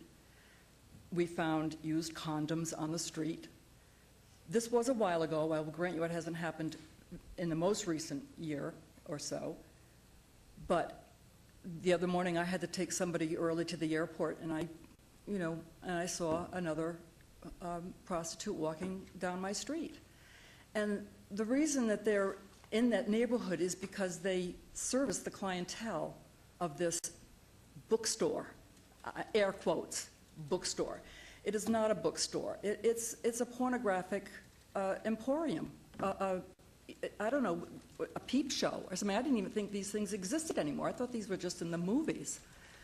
I'm from Connecticut, and people from Connecticut don't live in Las Vegas, but when they do, they're totally appalled by something like this, okay? And as everyone is, I think people in Las Vegas are appalled by it. Why is it even allowed? All right, it's allowed. I'm not a Puritan. However, they were grandfathered in. They have all kinds of restrictions on this. And now they want us to say, oh, no, that's okay. No, go ahead. Sure. No, we don't want to do that. And we really, really hope that our elected officials will stand behind us, citizens, who are really not in favor of having this in a neighborhood. That this neighborhood has improved significantly. I live on a different street from Paula, but I've seen a great improvement in people buying these properties and fixing them up, especially after I bought mine. Everything went to hell in a handbasket, so to speak. And a lot of people have come in recently and really improved the properties here. And it's really not fair for people who are spending so much money improving a beautiful neighborhood, an old neighborhood in Las Vegas, to have to fight this blight 1 block away. I mean, and these people who own this place have done nothing to improve the neighborhood or to improve their property. They've actually let their property run down, I think, with the intention of saying, oh, well, gee, now we're going to put a nice new building here. Looks like a Quonset hut. I mean, there's no architectural integrity to what they're suggesting that they're going to do. It's an insult. You know, and so I'm sorry, without getting too vehement, because I'm a radical from the 60s, and I really have to be careful because I don't want to get out of hand here. But I really hope that you'll understand how important this is to the people in this neighborhood.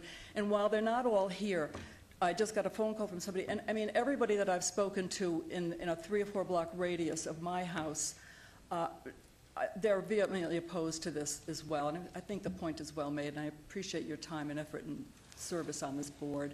Thank you. Thank you.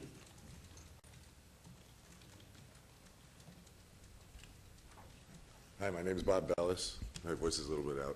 1269 South 8th Street. I was the previous president of the John S. Park neighborhood for 15 years. I'm also in the Historic Preservation Commission. I've lived downtown in this neighborhood for 25 years. I was also the team leader for the Historic John S. Park neighborhood plan. We had dozens and dozens of neighborhood meetings. We had hundreds and hundreds of people showed up. When we wrote this plan, it was a lot of work, and it was approved in 2001. Nobody's attitudes have changed. Nobody wants this to expand. Nobody wants it to move. All we want them to do is just fix up what they have right now. Yeah, it's as David said, you know, it's 3 pages of the neighborhood plan cover the fact that they don't want to expand adult businesses. It says it's the second biggest issue for any land use issue. So I agree with what everybody else says. You know, I mean, we do know if it becomes a bigger bookstore that there are going to be more prostitutes walking up and down. We do know that, you know, that this person has enough money that they can fix up this property, but instead what they do is they let it get run down, and then they just try to, like, you know, dangle a carrot and say, oh, well, you know, we can make it a lot nicer. Well, they can make it a lot nicer right now. 2 of those offices are boarded up. I mean, how can that even be legal, you know, on Las Vegas Boulevard, just to make it so crappy enough that you're just boarding it up, just makes, you know, just to, like, you know, just to make your neighbors mad enough to say, okay, fine, we'll do something. So, thank you. Thank you.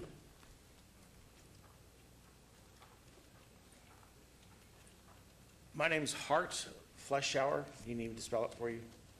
Fleischauer.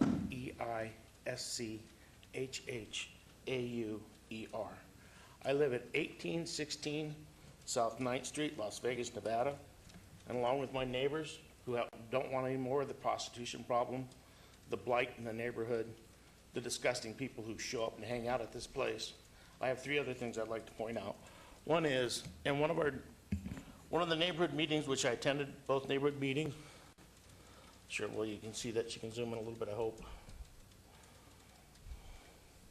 You can see the front of the building has a board on it and a bunch of graffiti. In the past 2 neighborhood meetings we attended, it was made very clearly that if these people wanted any support from our people in our community to try to get this text amendment passed so they can expand their business, that they should clean up their building, remove the board off the front of the building, and clean up the graffiti. None of that has happened. Okay? In fact, just like any type of graffiti, once it's done, then some other tagger has to come up and put his mark. And in the last couple of days, there's been even more graffiti. I took this picture today at 5:15. We've been asking for them just to clean up the building a little bit. It's been brought up, should they, that they could improve their building without having the right to expand. Clean it up, dress it up a little bit. They refused to. So the fact that they're having this attitude really is clear to me that they should not get this text amendment passed. Also, I wanted to ask staff, you said there was letters of opposition. May I ask, how many letters of opposition did you receive?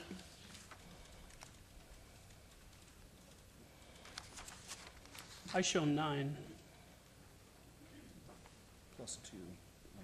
Plus 2. Mr. Chairman, there was 9 protests received after the publication, and we're checking on what was received prior to the publication.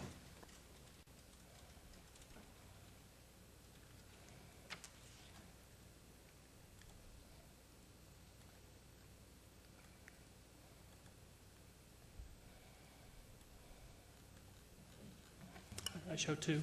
2, that's correct. So Okay. 11 total. Okay.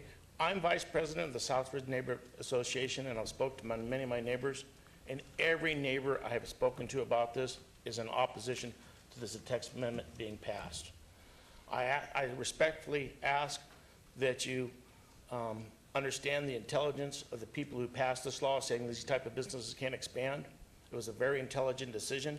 I ask that you support that decision, not to allow these businesses to expand, and deny this text amendment to pass. Thank you very much. Thank you.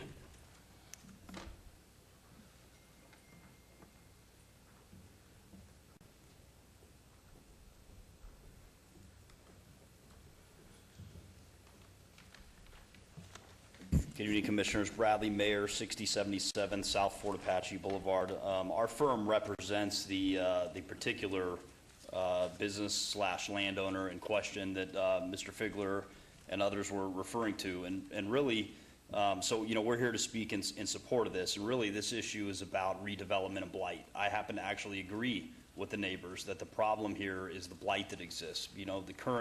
The problem that this amendment seeks to solve is that these kind of businesses are currently locked in to dilapidated, deteriorating buildings, and they can't do anything. And I think the original, intent of this ordinance was, hoping that these businesses go away.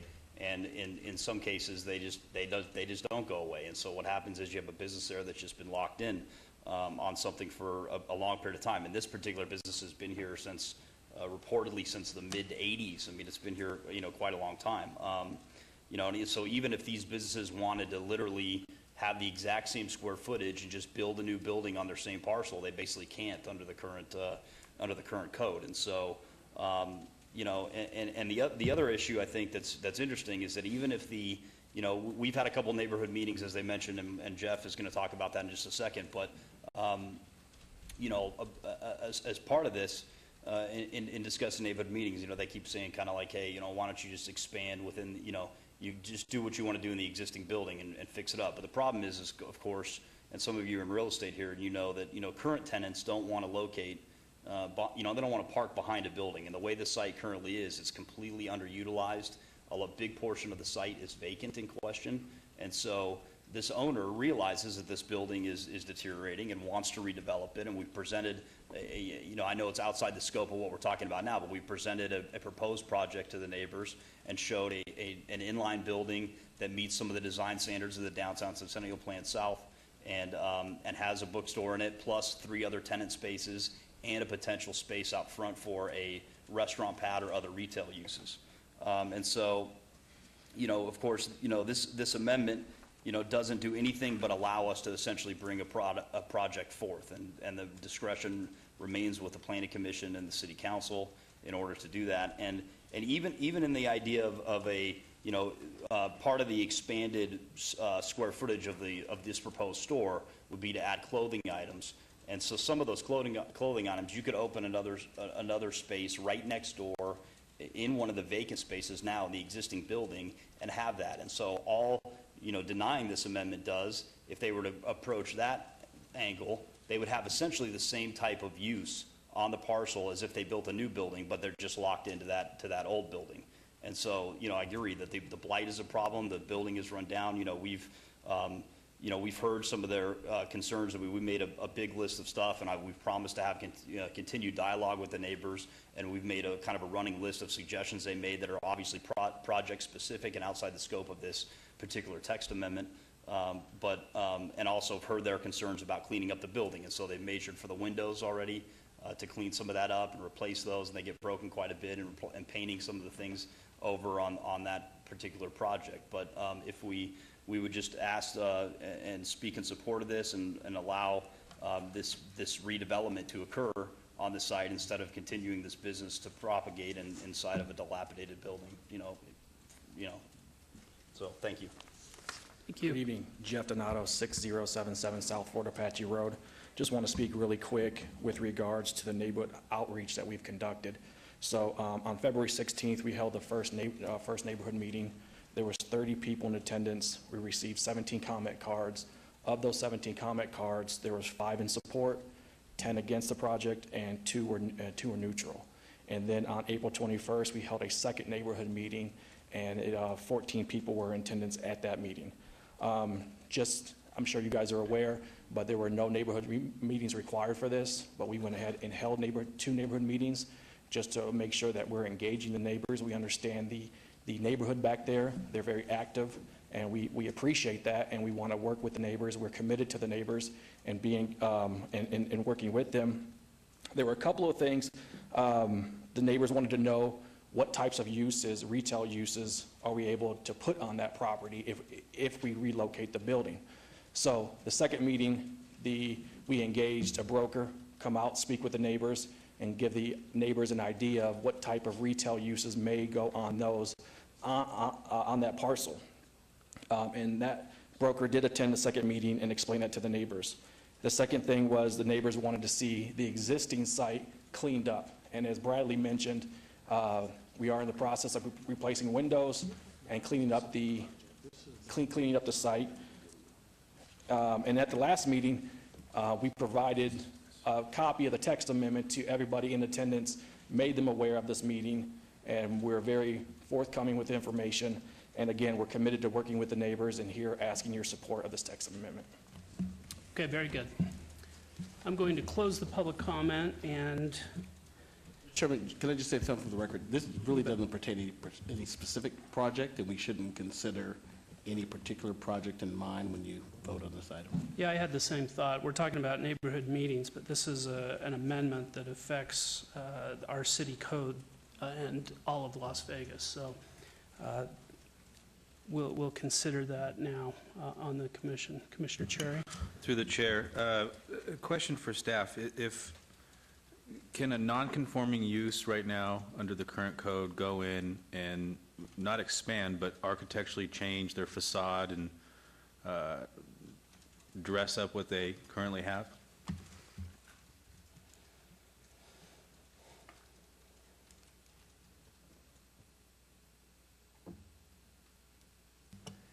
Under the, Mr. Chairman, through you, under the current code, no, the wording is that they cannot do alterations,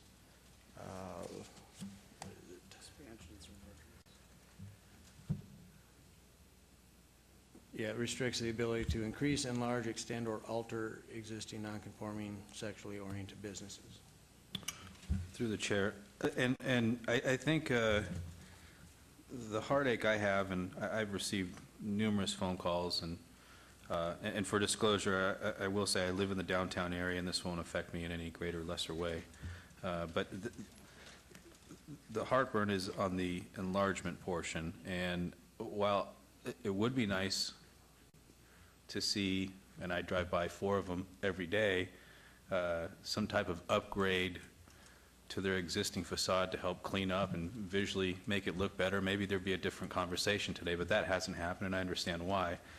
So I could support them having the ability to address changing their building envelope and architecturally enhancing it to make it look better for a neighborhood. but I won't be supporting something that enlarges the actual footprint of the space. Thank you. Thanks, Commissioner Cherry. So I want to weigh in on this. You know, as I read the findings proposed by the city about what this amendment is intended to do, there are 5 bullet points listed, a lot of which make sense, but I'm not willing to throw the baby out with the bathwater. I absolutely agree with Commissioner Cherry. It's one thing to alter a sexually oriented business. It's another thing to expand or enlarge it. And I'm happy with the code as it reads now, which prevents the enlargement or extension of that type of business. So what we have in front of us is not simply an alteration, and it will not see my support.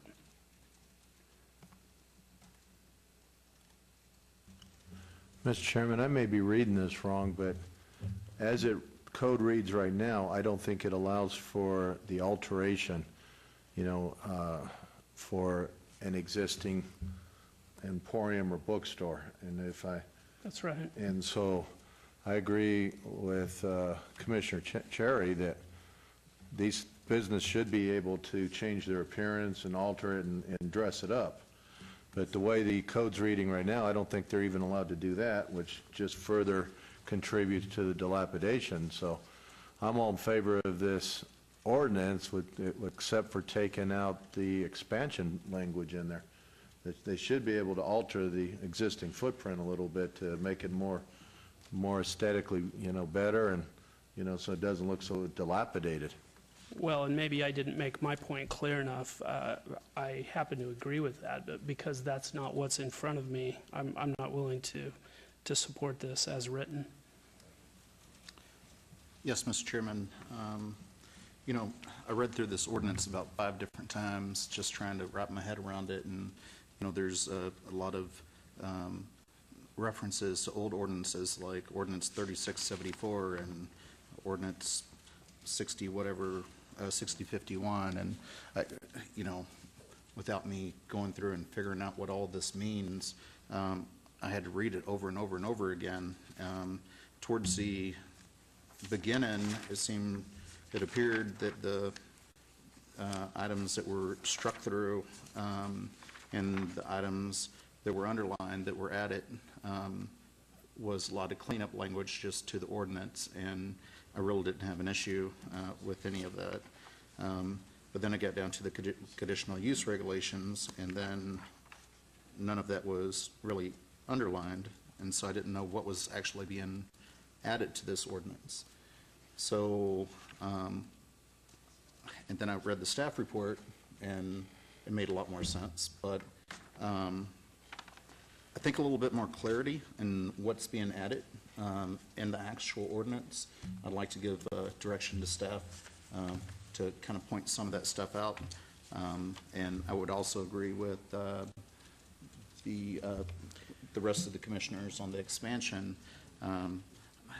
This isn't just affecting one location at Huntridge, it's affecting 3 places along Las Vegas Boulevard, one on Western, which I'm less concerned with because more of an industrial area, but then one right in the heart of the Arts District, which is on First Street between Art Square and where Jonathan Kranami is putting a huge investment and building like 4 new bars, and then one other on Main Street. So it seems like maybe we should, push this forward to City Council with a recommendation that the City Council, or that they find some way to adapt the use, or adapt the language where they can come in and fix up their facade, put a new facade on it, do repairs, alterations, and things such as that. But in its current format, and not understanding everything that was written in here, I don't know if I could support it the way it's written.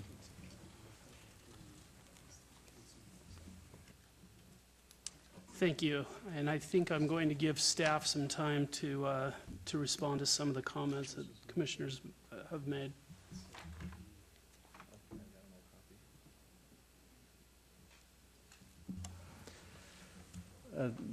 Thank you, Mr. Chairman. Evidently in my packet I've got a different version because we did go back and forth in the drafting of this with the alteration, expansion conversation, and so I apologize. But yes, that probably should be made more clear. And my comment was going to be about, I just realized Mr. Swan told me that the version I'm looking at is dated, so I apologize.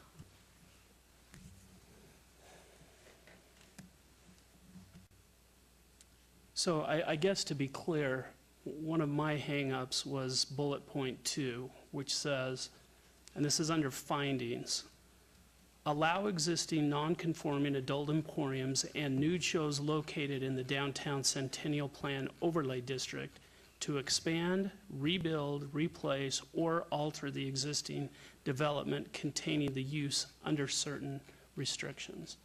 And is that not accurate? That is accurate. Okay. Then my feelings remain the same.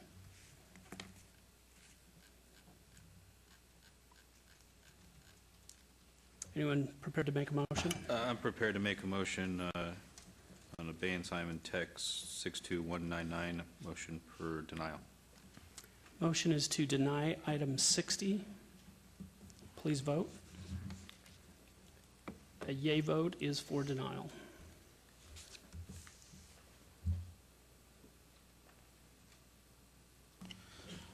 And, I mean, before I cast my vote, the comments that were made today, has staff made note of, and can they make further recommendations to City Council, or is that something that we need to add into our motion? Mr. Chairman, through you, I think your comments and the record is quite clear as it is, Okay. so all that will be considered as this moves forward to council in ordinance form. Okay, thank you.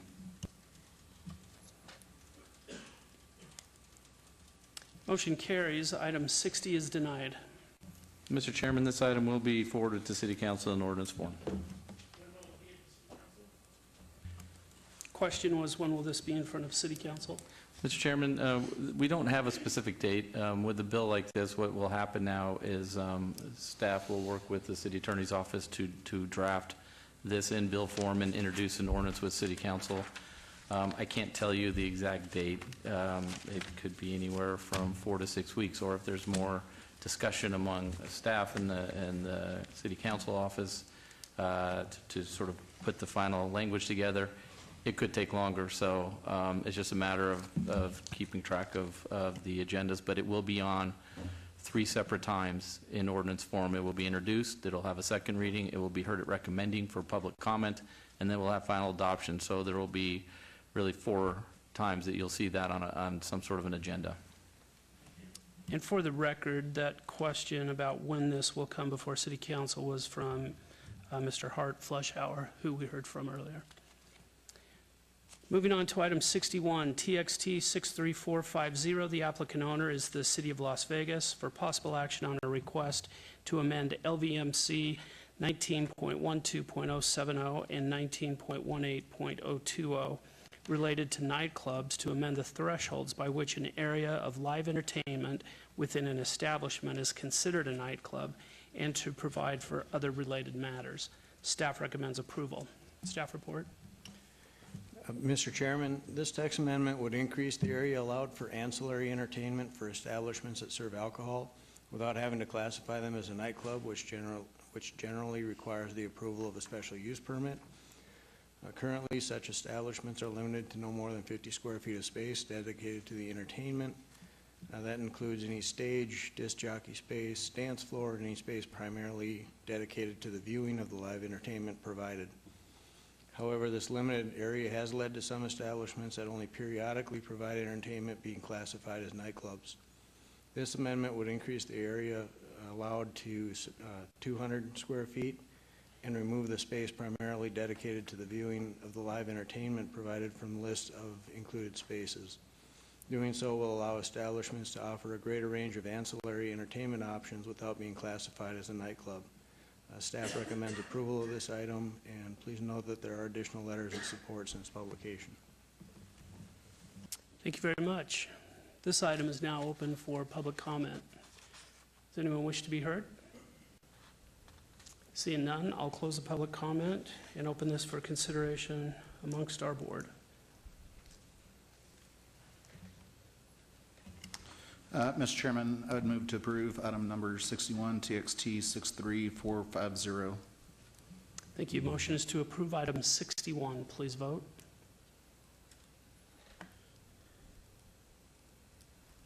That motion carries. Mr. Chairman, this item will be forwarded to City Council in ordinance form. All right, our final director's business item is 62, TXT 64173.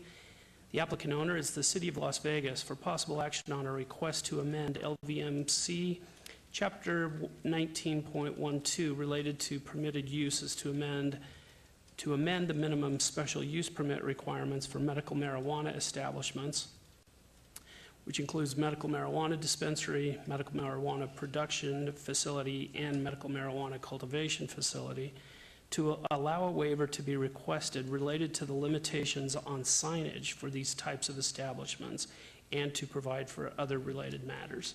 Staff recommends approval. Staff report.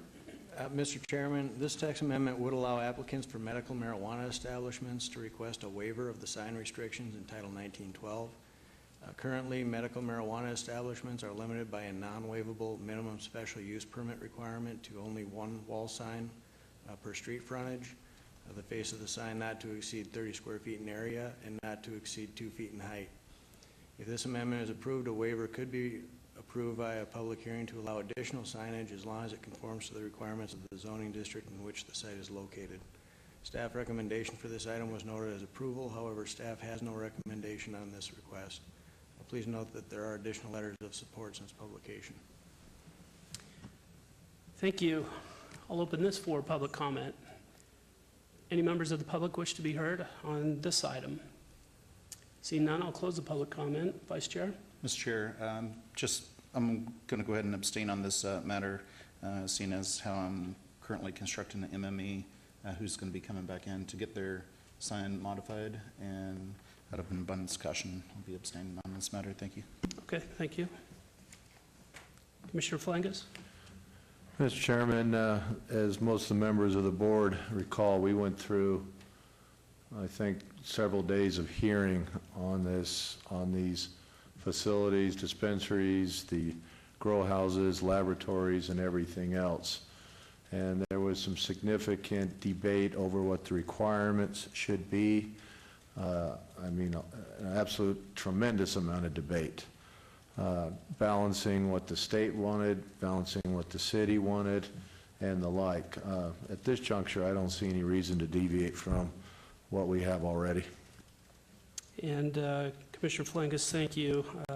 I agree with you. I prefer the non-waivable signage requirements to remain in place just as they are now. So this will not see my support. Commissioner Cherry, any comments? Through the chair, yeah, I wasn't here during those discussions, but I'm sure they were very lengthy, and I know the state has the requirements. I personally don't have an issue with that, but maybe Commissioner can make a motion to move this forward. Commissioner Flangus. Thank you, Mr. Chairman. Item number 62, TXT 64173, move to deny. Motion is to deny item 62. Please vote.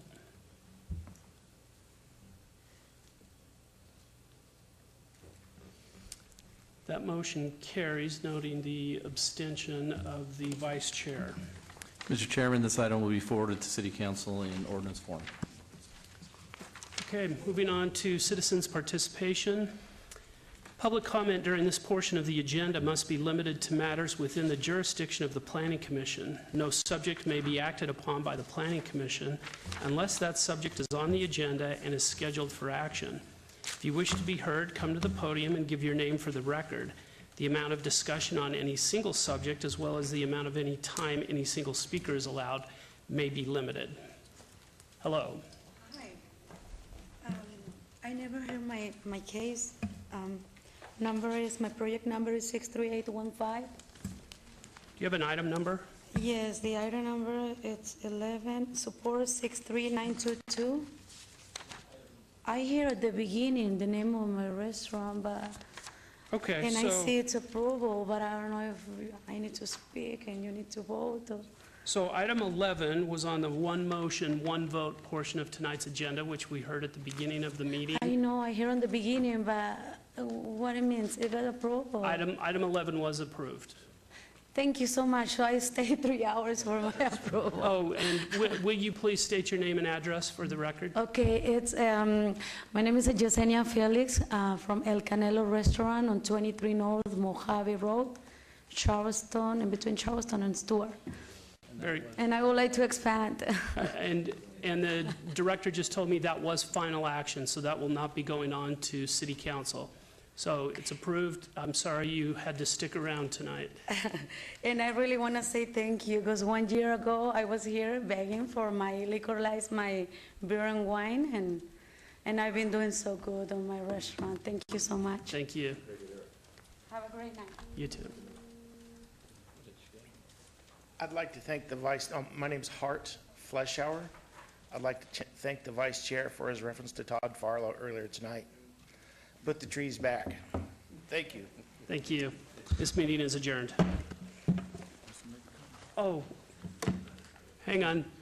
Vice Chair has one comment. It may not be on the record, but Anyways, yeah, Todd Farlow, I tell you what, it's greatly missed, and I think we need you to come in and fill his shoes, or we need somebody to come fill his shoes, and there you go. Thank you. now this meeting's adjourned. Sorry about that. No problem.